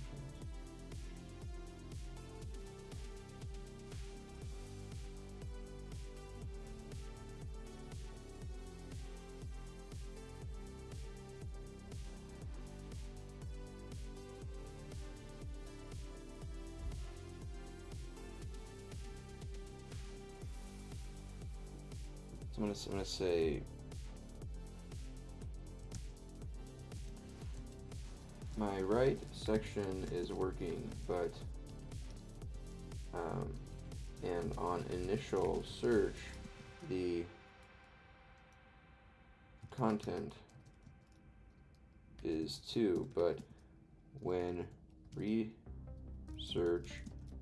for a new compound it doesn't apply the transitions.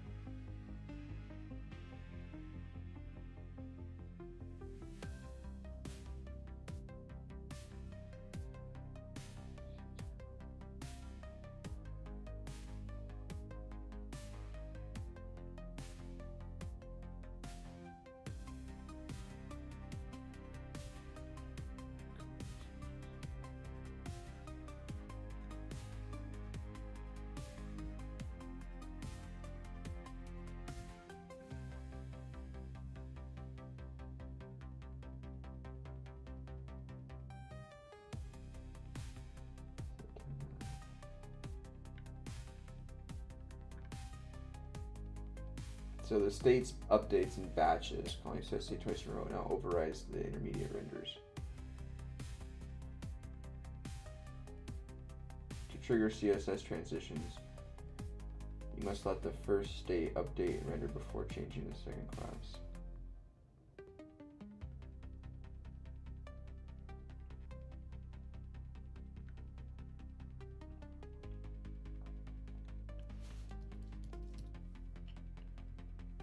Interesting.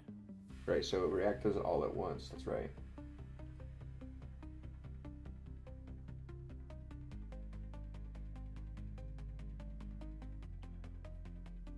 Okay, so then we can just say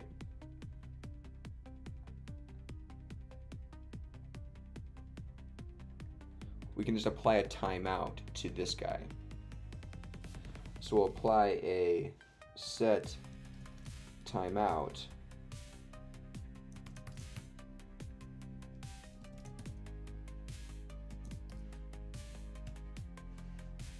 to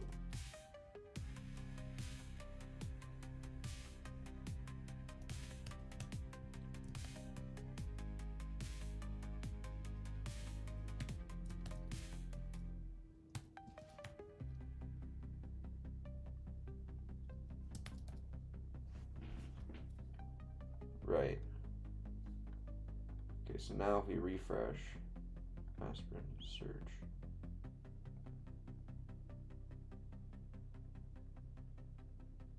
is that 50 seconds? Is that 50 seconds? What?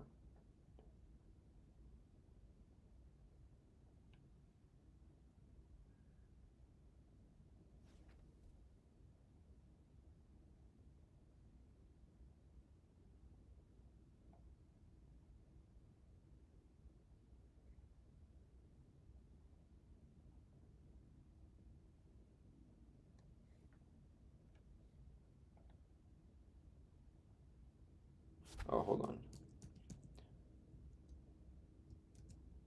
We want to apply this to this guy here.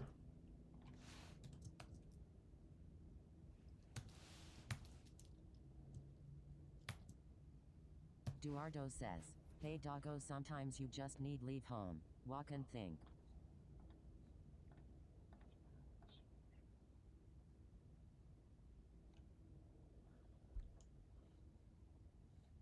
Hmm.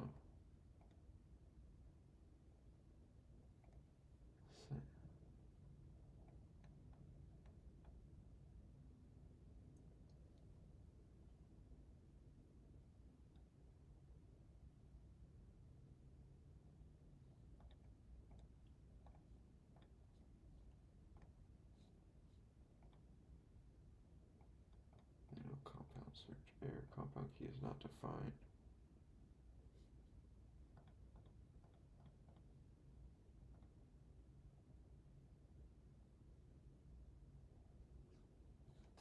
So my handle compound search.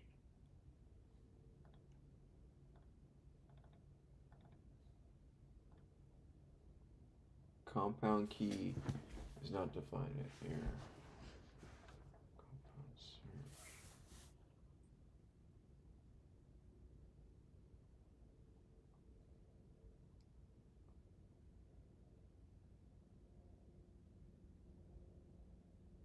Compound key.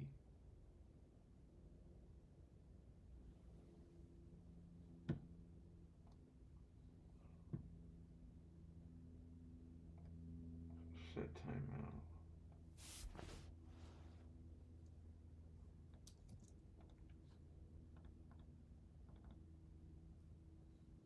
Oh, hold on.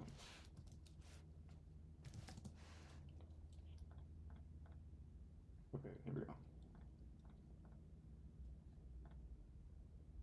Nice. Now if I say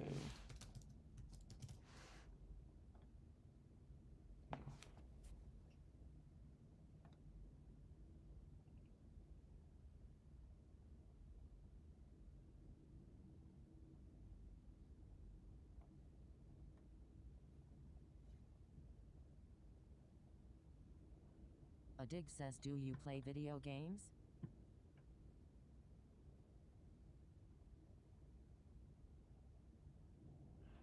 sometime. I haven't played in a long time, so no, not really. Probably better for me to say no, I guess, because I played Minecraft on the channel before, but I sucked.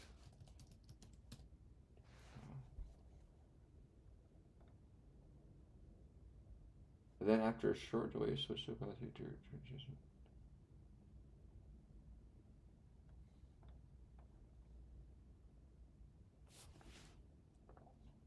Why isn't this working? Duardo says, yes, I play.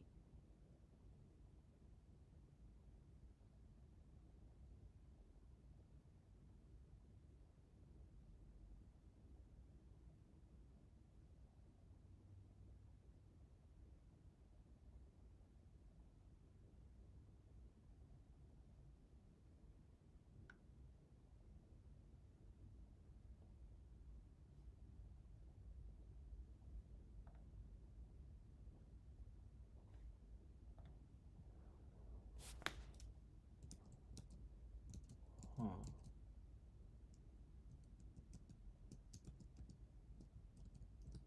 Adig says, same. Minecraft is very peaceful to play after a busy day. Set contents.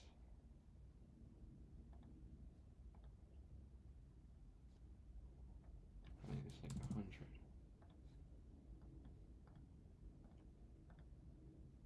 There we go. So if I say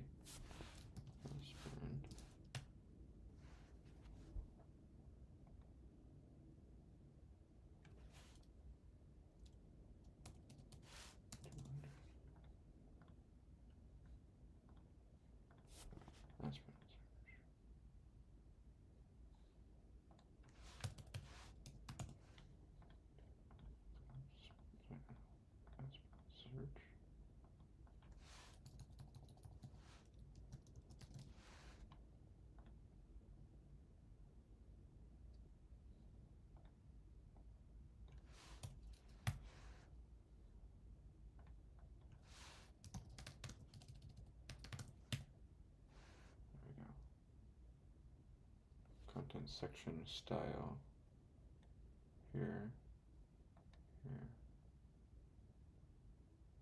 and timeout, and then transition it. Okay. So then, do I even need? Duardo says I play Doom.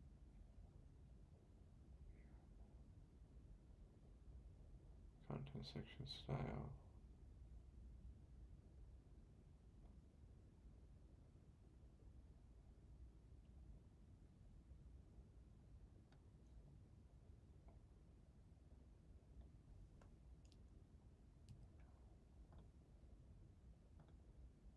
So I say aspirin search, generate.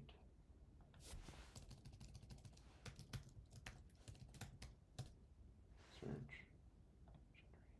There we go. That looks good. That looks good. All right, so this is what we got.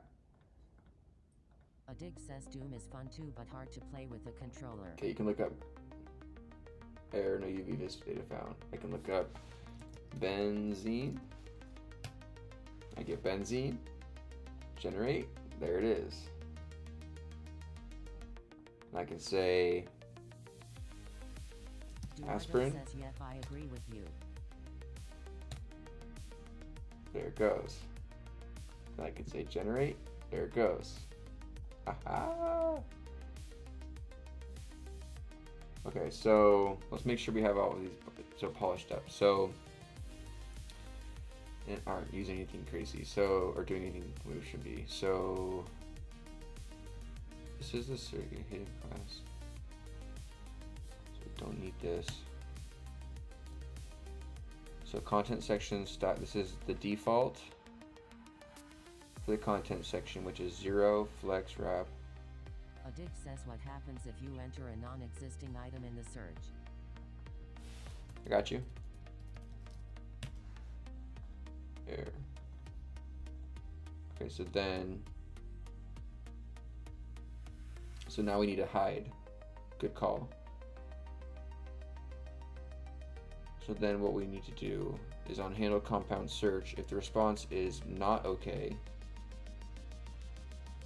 right, we're going to set content section style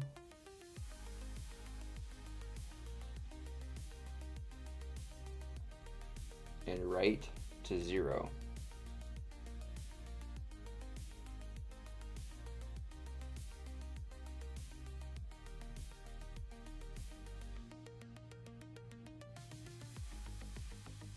Wait, why would these come back though? Content section write has a default of 0, right? Oh, it has a default. Oh, and content sections. Duardo says, well, it's good sanitize the input. Oh, hold on, no. Here. So content section style has a default opacity of 0. So does write section. But on a fail, it displayed it, which is interesting.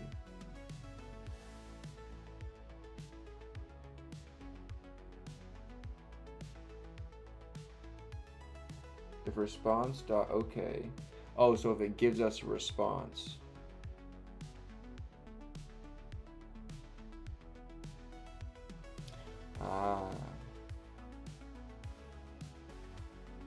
So then let me do this. Let me go console.log. We might have an easy fix here. Let's console.log the compound key here. Right? And then let's see what happens on a search, right? So let's go absorption. Let's give a successful aspirin, generate, nice. Now let's go test, search, error. Now this should go away, right? So if I say console inspect, console here.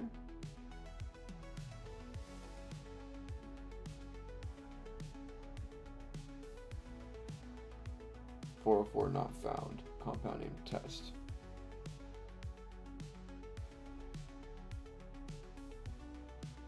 So this response is not okay then. I'm not getting a good response. So that's, I'm not hitting this here then.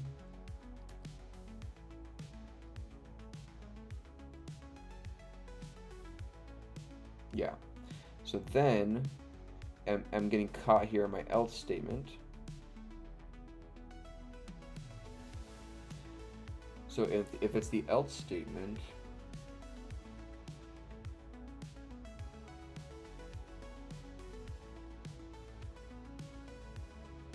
we set the compound to null.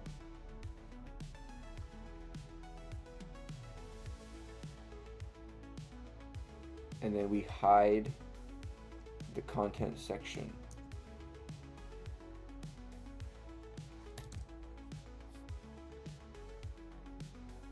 There you go.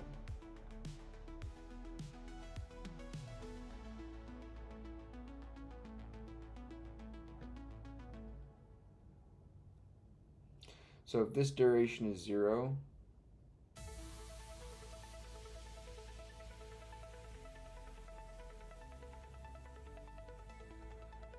the content section right has a dir.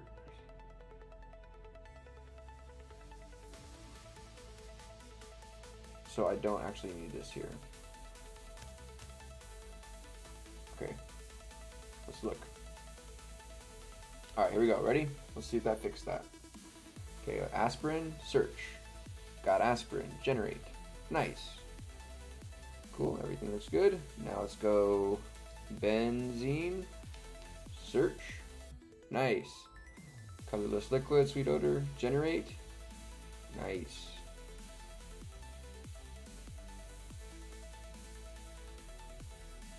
Oh well, that did the plot. That wasn't that smooth.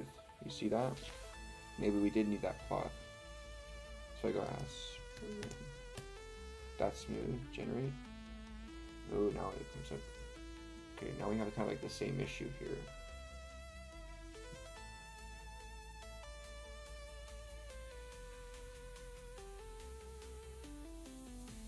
So our content section right in the handle plot generation shows it, right? It shows that and it changes the content section to align left and right.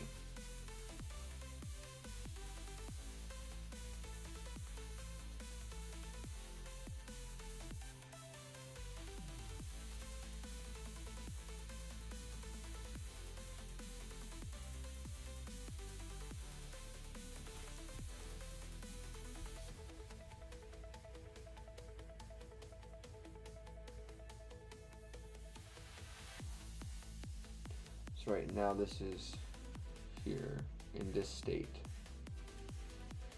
So we clicked we clicked it and we got this. So then what can I say?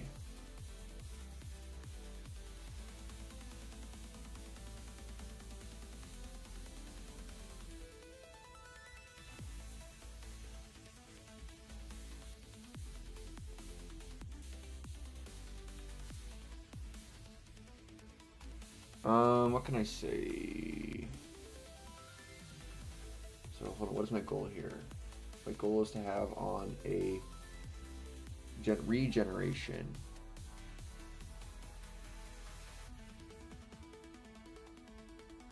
Oh. Okay, so that's why. It's because we needed to set it back to 0. That's what. Okay, I got you. So here on the handle compound search, if we press Control Z, by doing this and setting it to 0 on a research, it then appears again and fades in.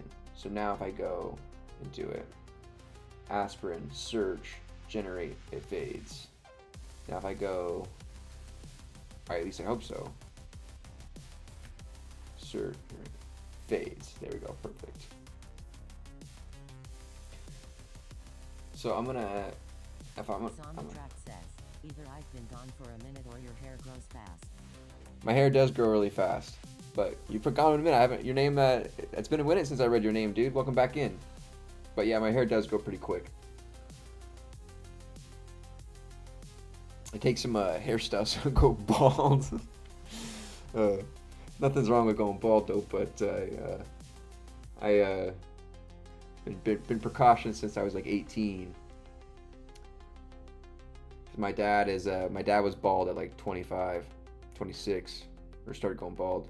So I'm right along those lines. So we're stopping it. Hopefully. Duration.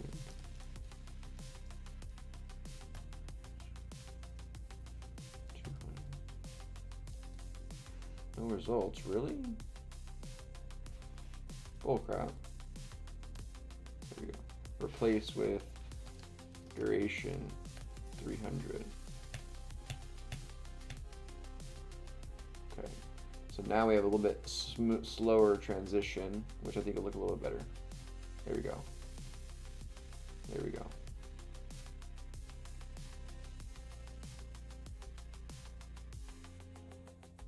Maybe on the Somatract says, yeah, my dad went bald at 15, but luckily I get my hair 15. Holy crap. Bald going into high school is nuts. Dude. That is one of the youngest. I mean, I had a guy on my basketball team. Well, yeah, dude, he was going bald in 8th grade, but he looked like a full-grown man in 8th grade though, too.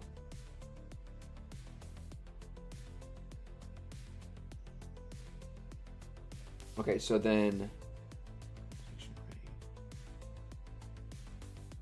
I'm going to set this to 500. So if I go search,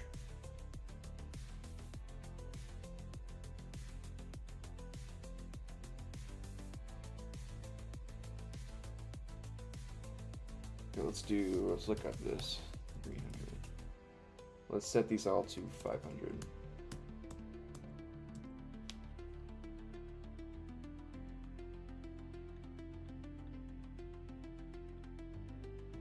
That looks really good.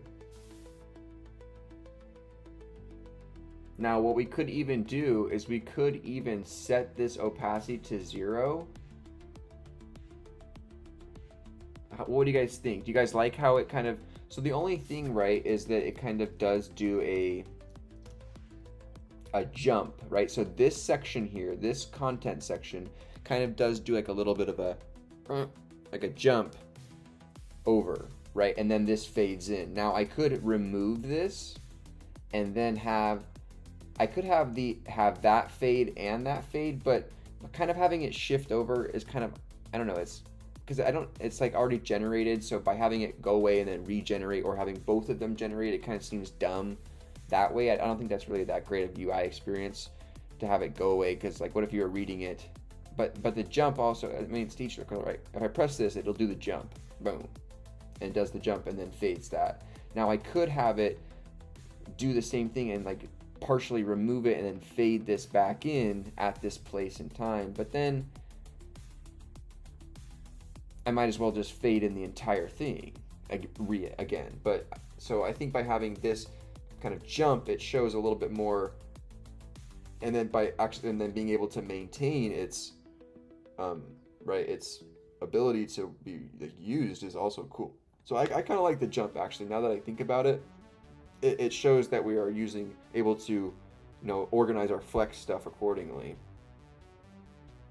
And it kind of doesn't make sense. Like, once this is generated on the screen, once I generated it, by having it kind of fade out and then fade back in, it kind of like makes it seem like a regeneration thing in my head. Oh, we're 6 subs away from 2,300, you guys. If you guys are here new and aren't subbed along, smash that button. We're 6 away. I appreciate you guys so much for being here. We're building SpectroSim. This project's looking really, really good so far.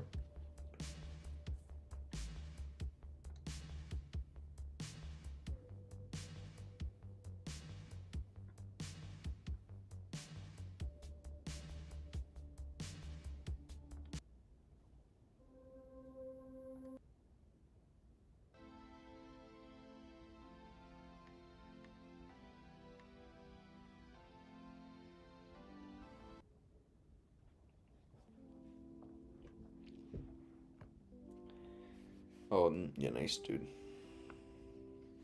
Okay. When I first started streaming, I had a really long hair, like down to my nips. It's like the longest I've ever had it. It was down to here. It was like a full flow. Then I cut it off around like last November-ish. All right, this looks really good, you guys.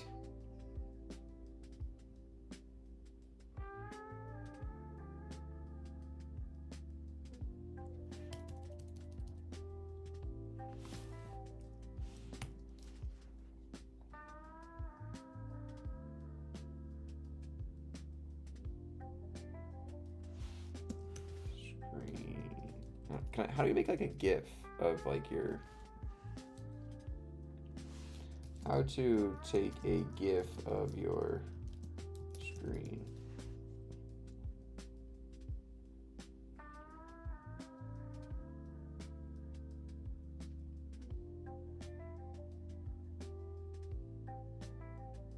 Oh, Command Shift. Okay, so let's go.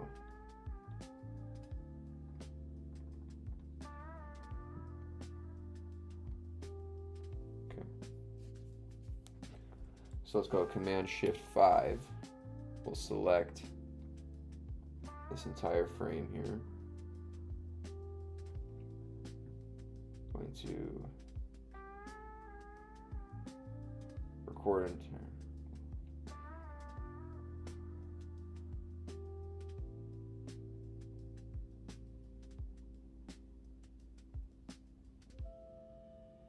Okay.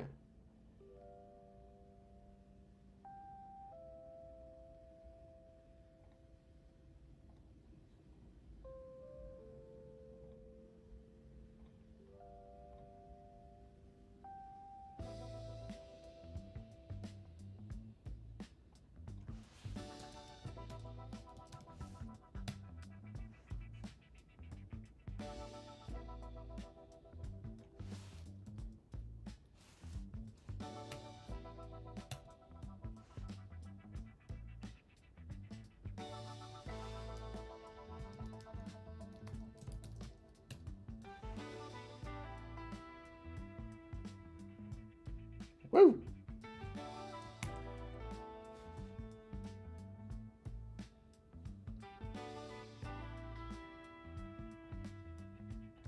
Did that work? How do I stop the recording?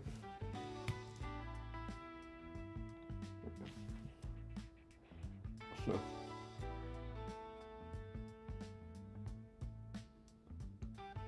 Nice.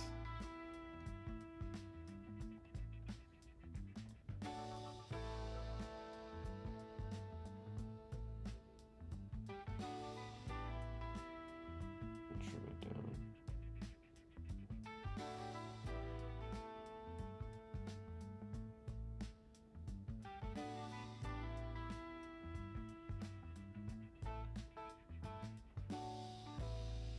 All right, file, save, downloads as. Francisco says lag. Yeah, YouTube is being for me right now. I think it's because I was doing this. Okay, my bad. Should be okay. I think it's because I was doing a screen record while recording on OBS, so I was doing a it was kind of bugging out. Okay, so let's go ahead and drop this in the Discord. Guys aren't in the Discord, join the Discord here.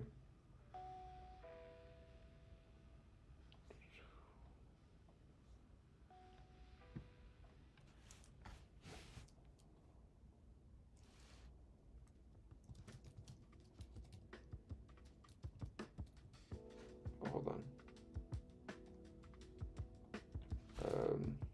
SpectroSim absorb sim proof of concept.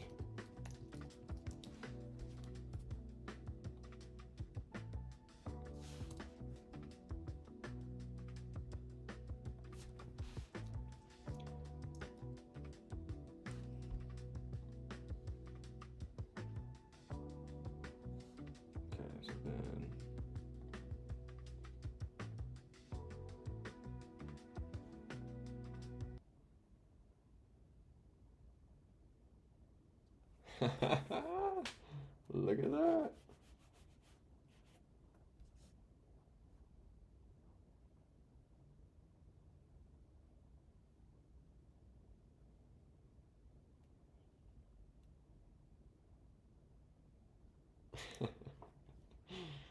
That looks awesome.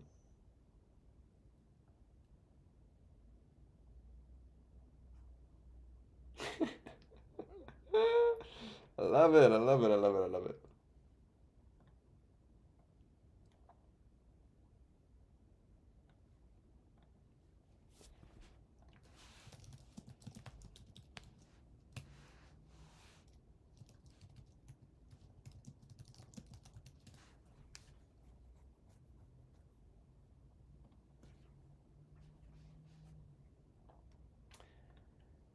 All right, this looks awesome, you guys. And then make sure we go here, aspirin.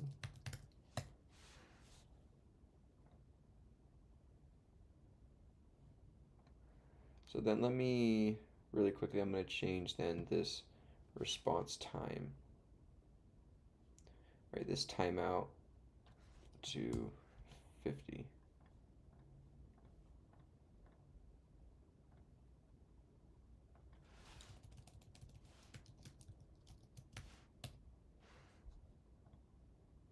There we go.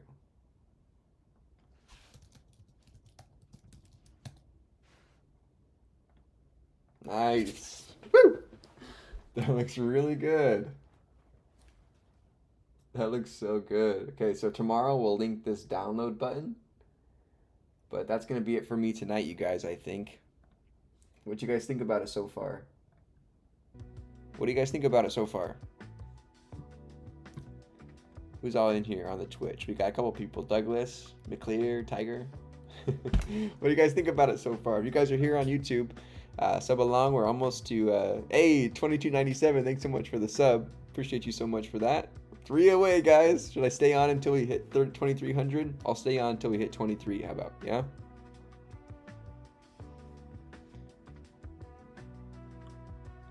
All right, so this is awesome. This looks so good. I'm so happy with this. I'm so happy with this. So maybe we can add a little bit of, not as well as the text change, we can add a little bit of sizing change to this, like to have like a button kind of grow a little bit on the transition, right? And then these also have hover changes here. This looks really good.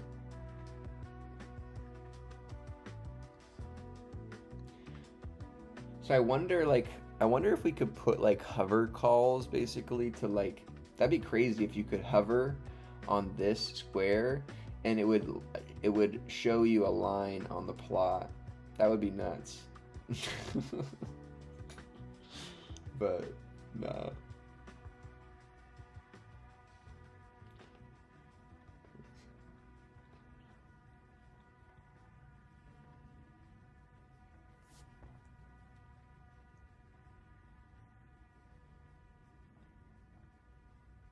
Success.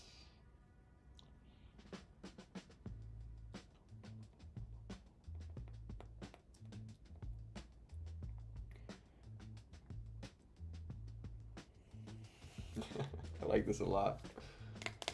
I like it a lot. I like it a lot. So the only thing is that there is a little bit too much pad in this state here. I mean, it looks really nice at this point, but here it just gets too much pad. So what I'm gonna do is I'm gonna say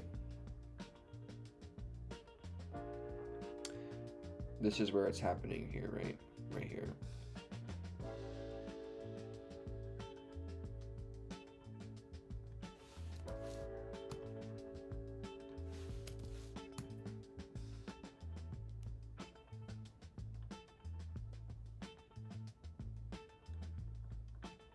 Really?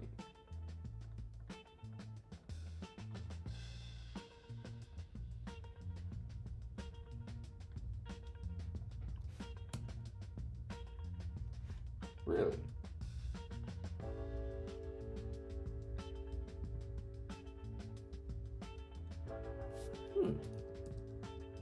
I just thought it was there.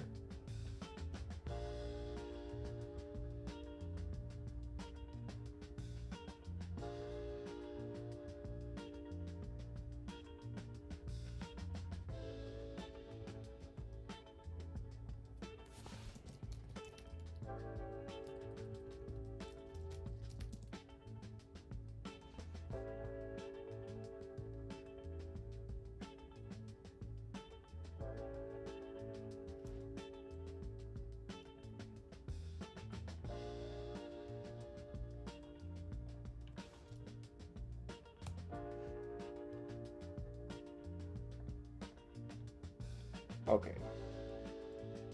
It was that. Adding 5. Let's say border. Getting a border.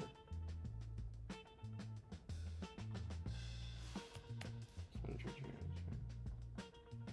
think that's say 1.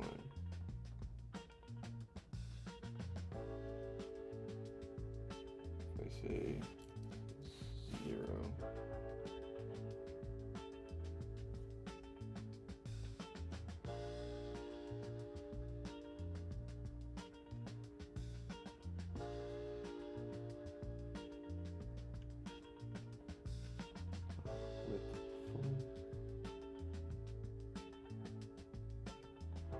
Oh, I think it's the inner.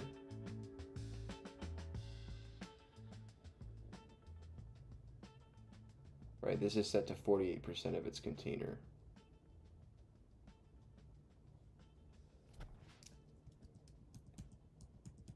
That's right. Okay, so what's happening is that our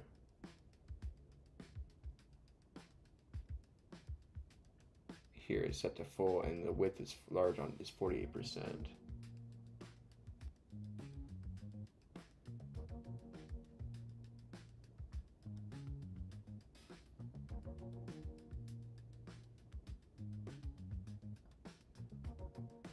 Which is what we want.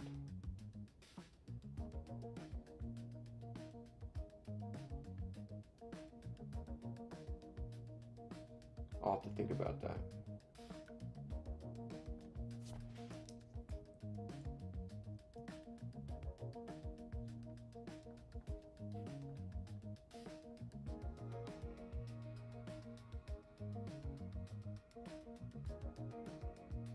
Yeah, because that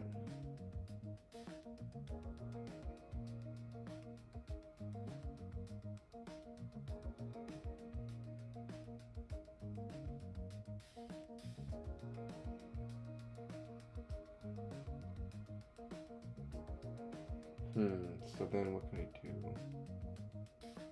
I'm gonna have to set some use state functions for the stylings of this.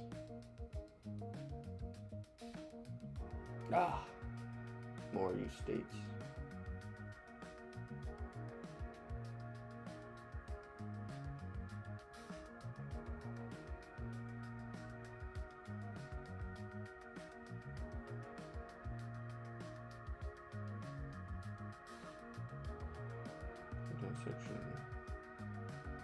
Content section left. So let's just do this. I'm gonna take this const left,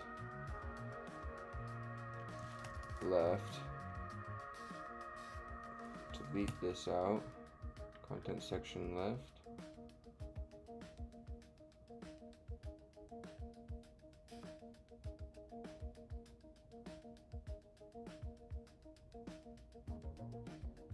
as this.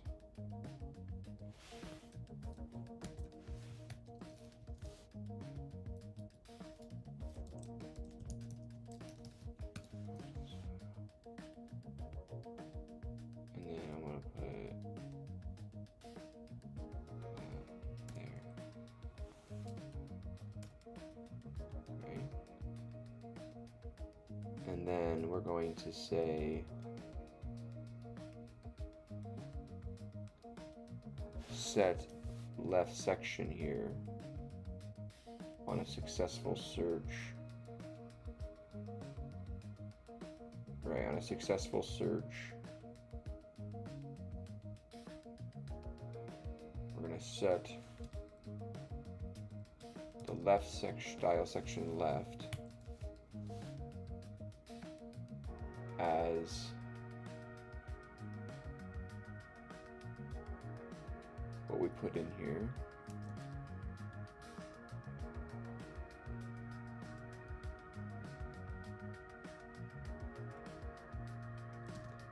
And then we're going to say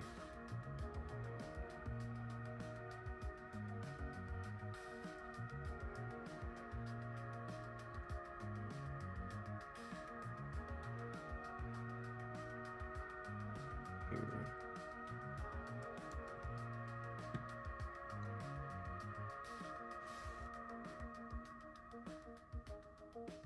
Content section.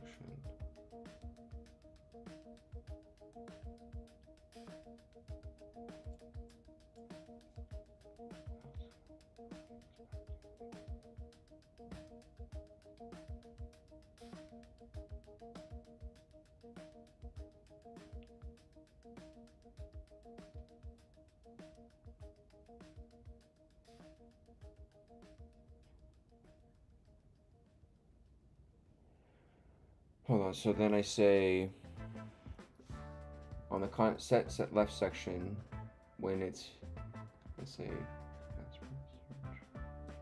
okay. What if I make this set section left section style on a successful search 75%? Vinay says, how long you are learning? I am here for first time. About a year. Let's say 65%.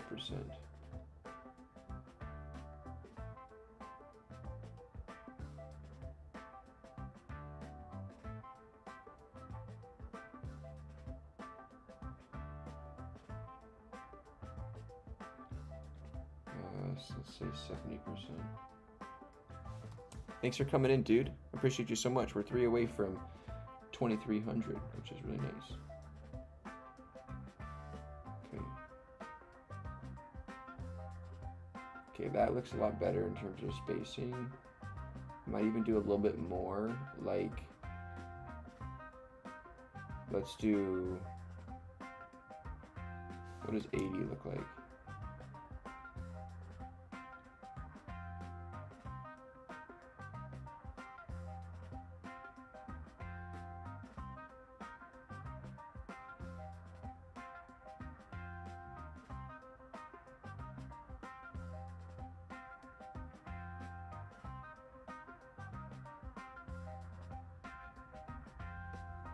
Vinay says about a year. Wow. I don't know, let's go back to 60. Yeah, about a year. I started June 2024-ish, May, June. Okay, that looks good. I like that. That's a good kind of blocking. And then what happens is that you generate a plot, and that plot generates right there next to it.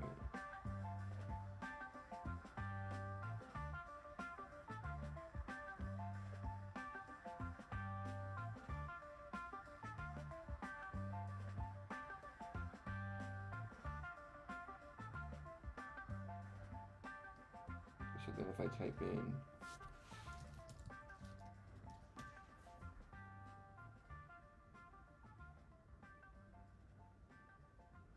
if I do times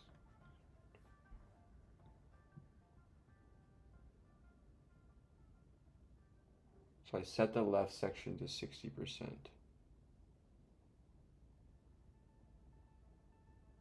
on a successful search. So I type in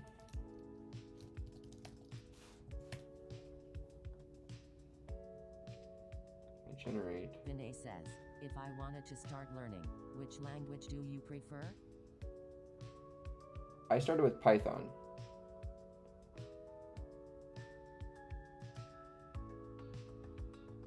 Then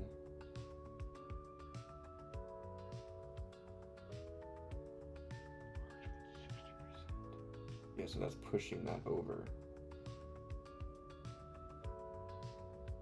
So then on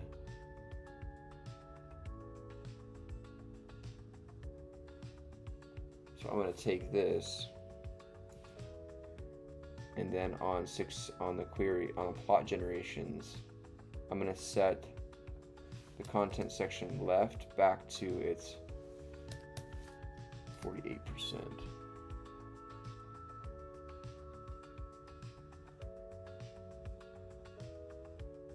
There we go.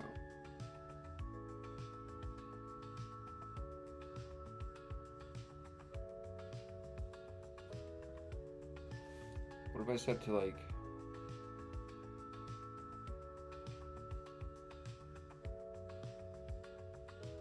yeah, that's fine.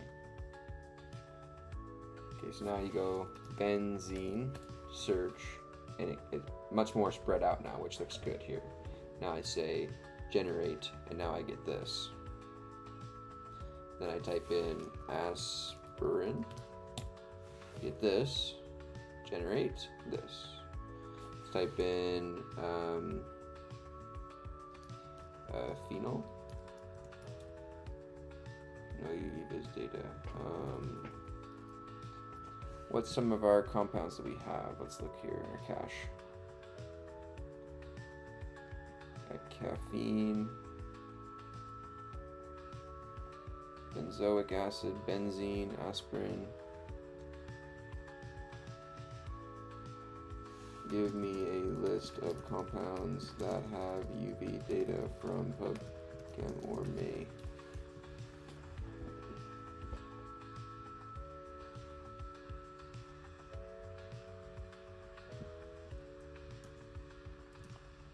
Oxybenzone, nope. Octocrylene, nope. Octanate, nope. See that we need to. There we go. Now we there we go. Curcumin's got one. Generate. 265.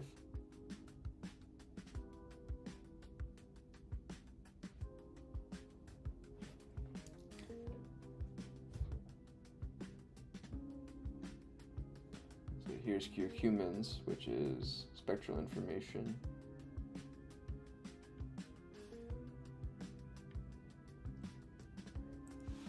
Max.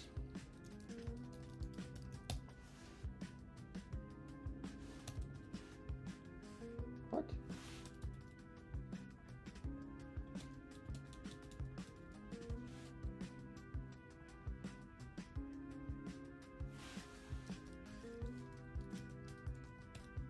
There we go.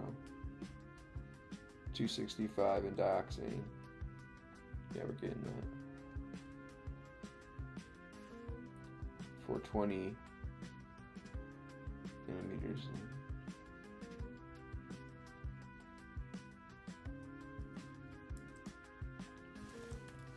What does this read for?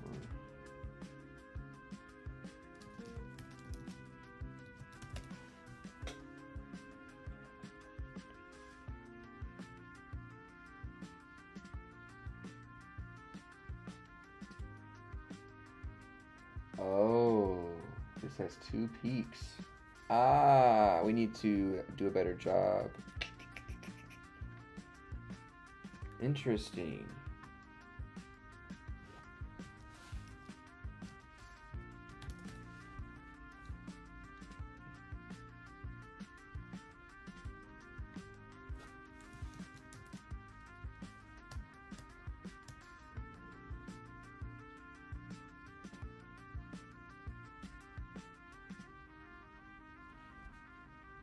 What about like this one?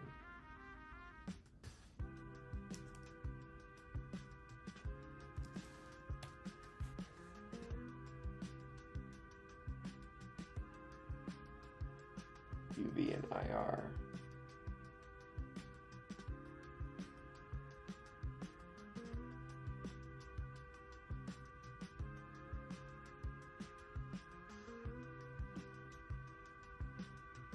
So in aspirin.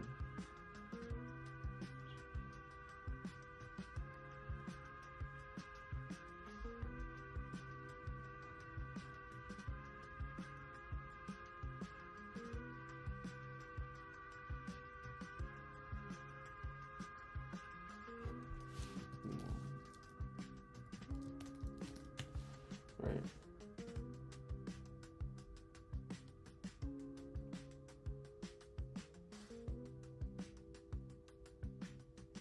Okay, interesting. So we might need to go and update our web scraper function to actually get multiple peaks.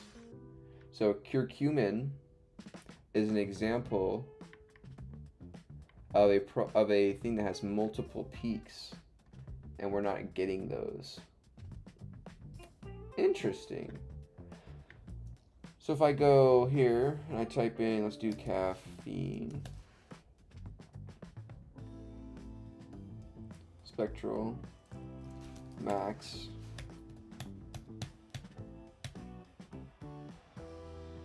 this has 2 peaks here, 3 peaks. Man, I'm missing. I can make these plots a lot better.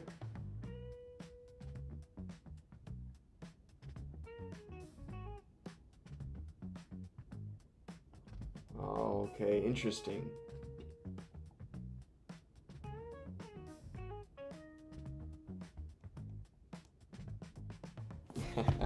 Okay, so I'm gonna have to make these plots. I'm gonna have to extract more peak information and generate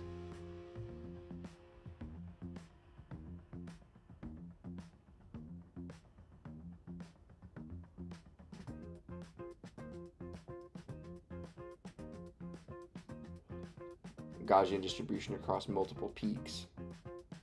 Okay, we'll have to work on that tomorrow, you guys. I'll do some research on updating our Gaussian distribution function to include multiple lambda max values. Well, this is peak absorption.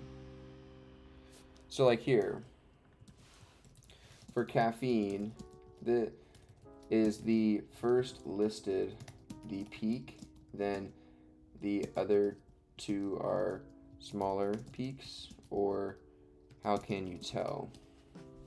Flickbeat says ehi. Here's how to interpret all these are absorption peaks.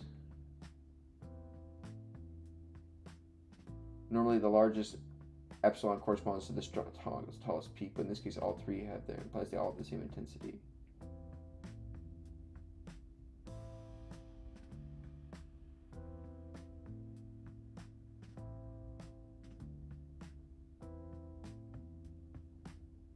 Light structure being electrolyte. I don't know, 270 to 227 is often the one that was used for caffeine. So what peak do we have here? 227.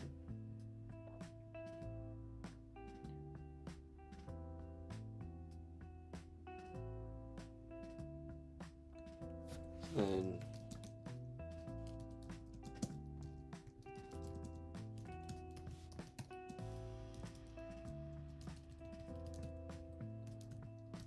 lambdas.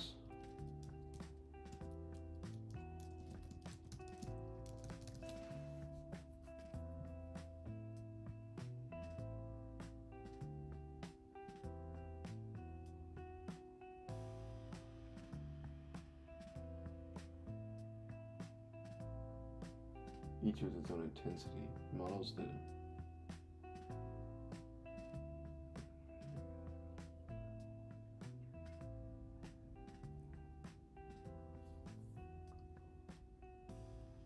outline of passing.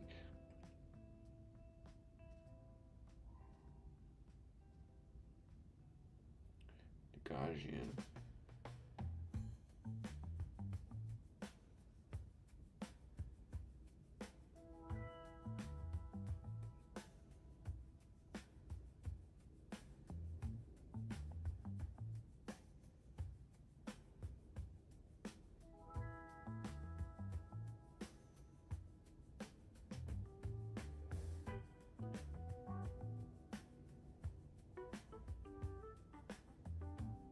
Huh. Okay, we'll have to figure that out. Alright, you guys, I'm gonna head out here. Thank you guys so much for being here and hanging out with me today. We're 3 subs away from 2,300, so if you're new here and not subbed along, make sure you do so. If you'd be so kind. We got our project working here for various functions. We have the ability to actually plot, you know, various things. Let's see if we can find one more unique one.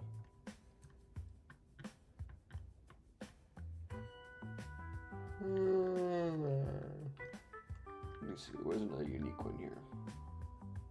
Let's try this one. No. Let's try this one.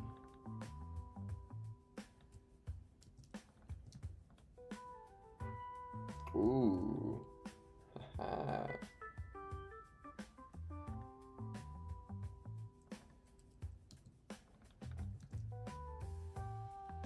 Nothing.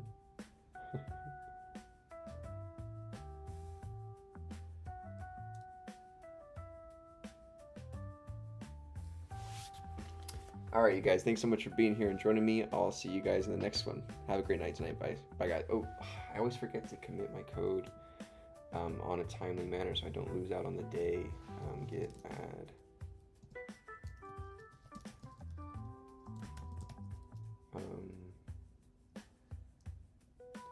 Transition and hidden component.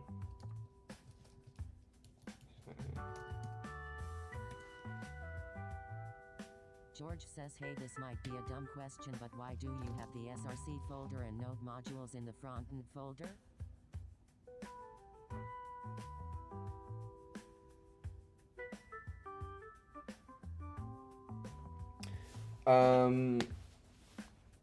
Those are just given to you by React. Those come with those. So when you do npm install, or when you set up your React project with npm or npx or whatever, those come with it into the and then I just bottled those into front end rather than into SpectroSim, my root.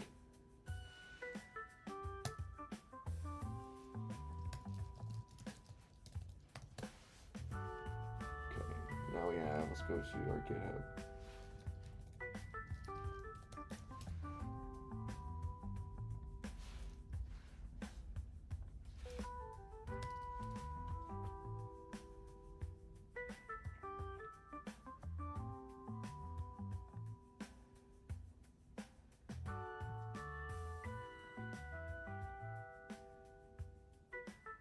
Looks good.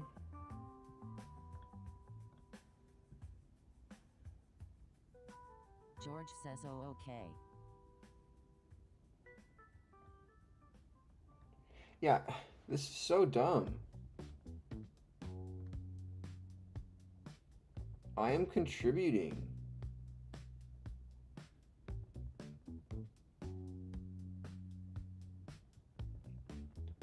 I really don't get this. Why is it not logging my contributions? It says I haven't contributed since like since May 29th. I stream every single day, dude. Coding, contributing. So even if I miss the cutoff for today, it should count for tomorrow, which is super dumb.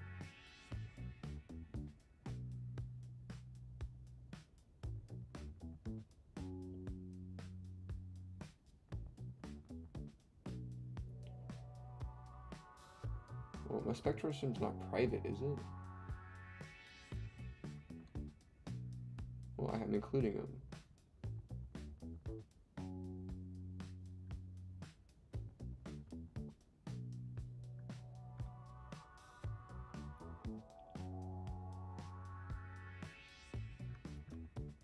Yeah, it's public.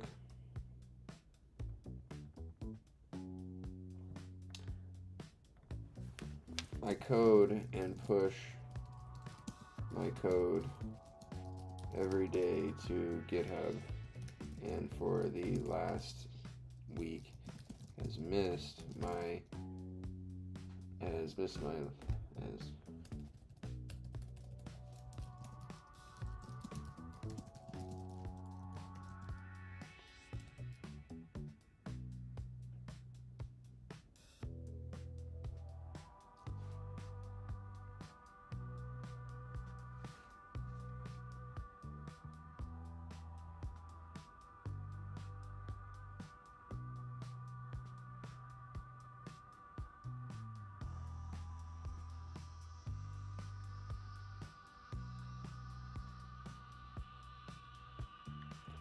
Oh.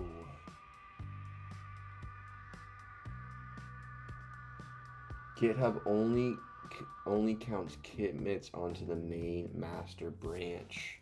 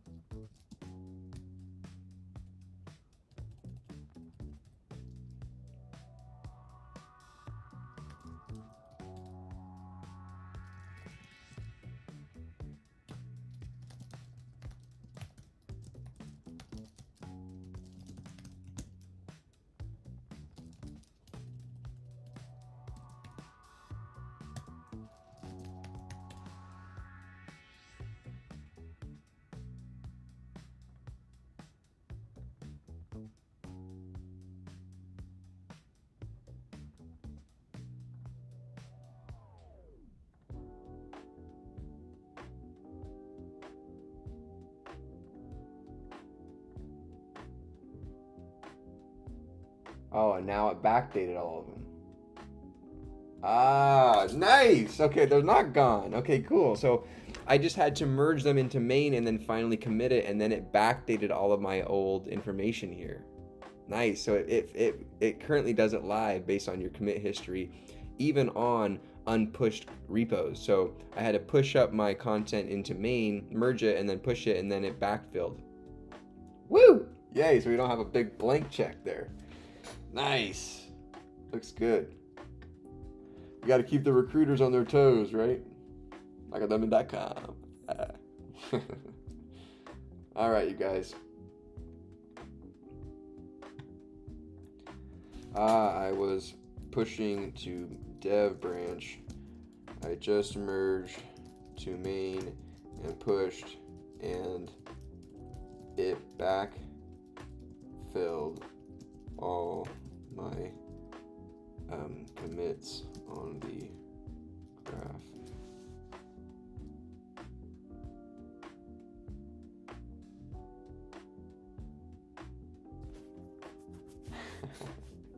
Okay. Nice.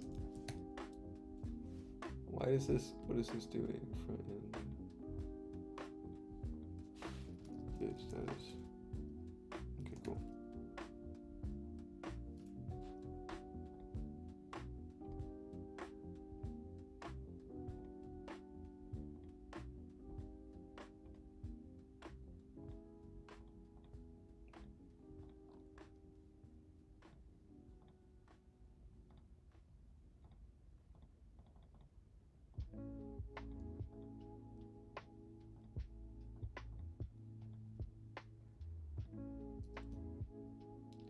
Let's kill these terminals.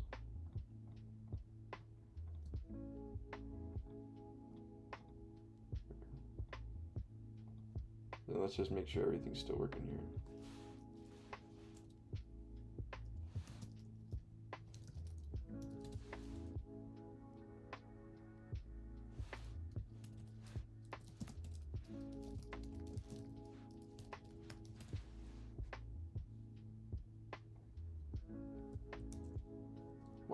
What's it doing here?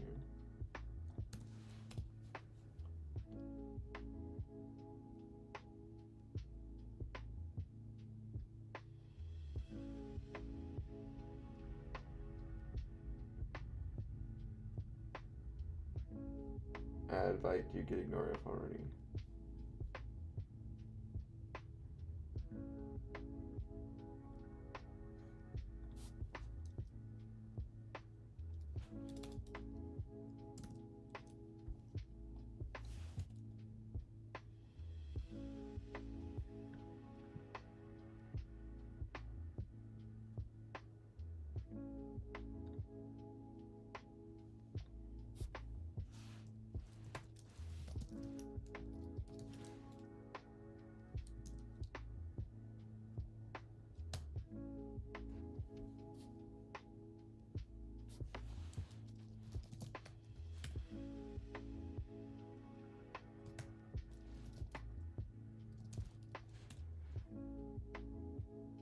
Gary says, hello Michael.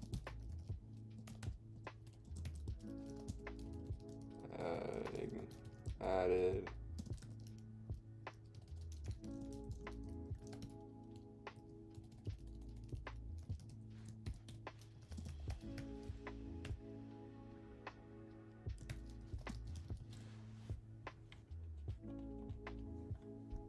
Okay.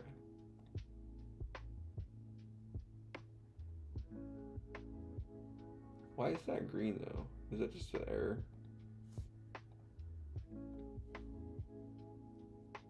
Yeah.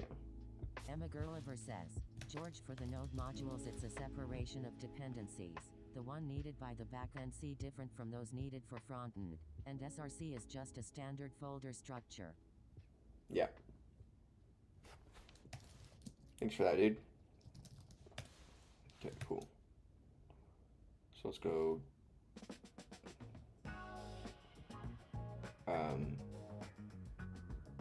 Let's go. Git. Check out. Dev.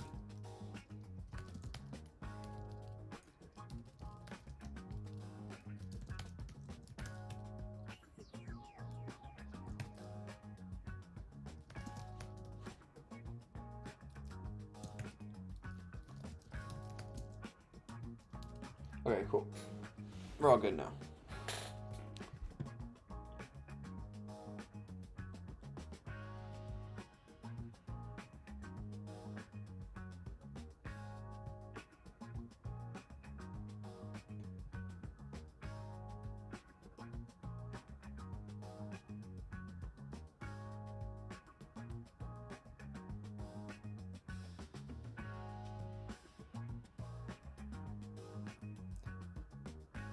All right, nice. So now let's just make sure that everything works. So let's go cd front end. Oop.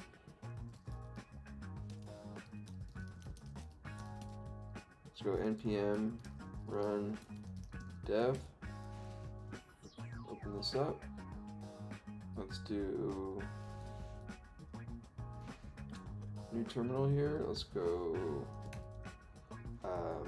uvicorn, or let's go cd backend. Uvicorn app or main app dash reload. Okay, there we go. All right, so let's make sure everything worked with our merge and stuff. Aspirin, a success, generate, nice. I can do benzene. Nice, that looks really good. Let's do test. Error not found. Let's do caffeine. Success. Nice, that looks really good. All right, you guys, thanks so much for joining me tonight. I really appreciate you guys being here and hanging out with me.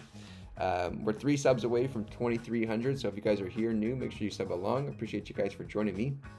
We successfully implemented some transition effects to hide certain portions of our SpectroSim kind of product here, to kind of add some flow, to like user flow throughout the page. So when you first start on the page and get into SpectroSim, you just are met with the compound search.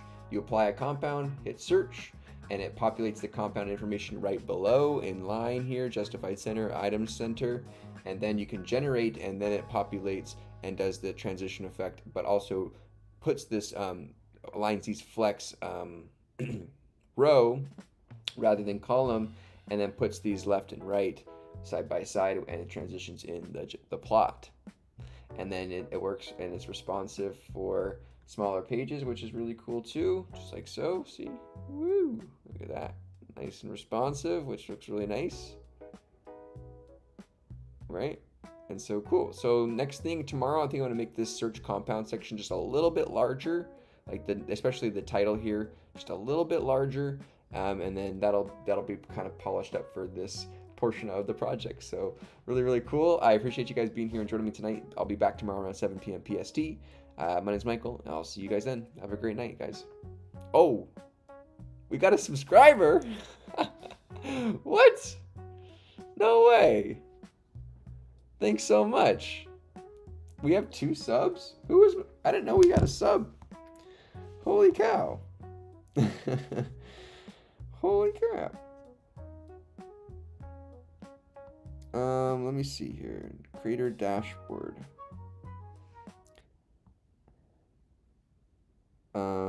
Analytics.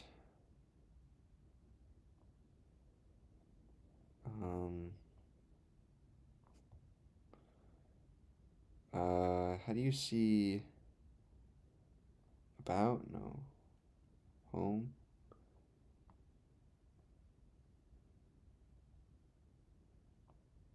Thanks so much for the sub, emo girl lover.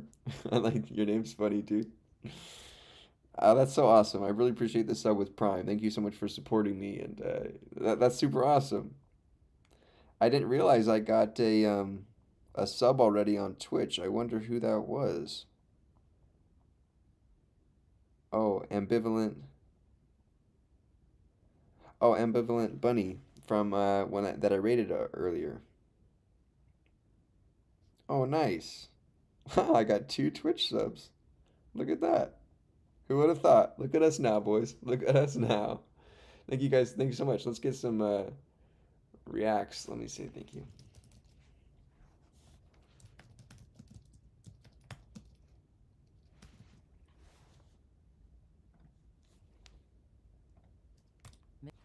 Says, thank you.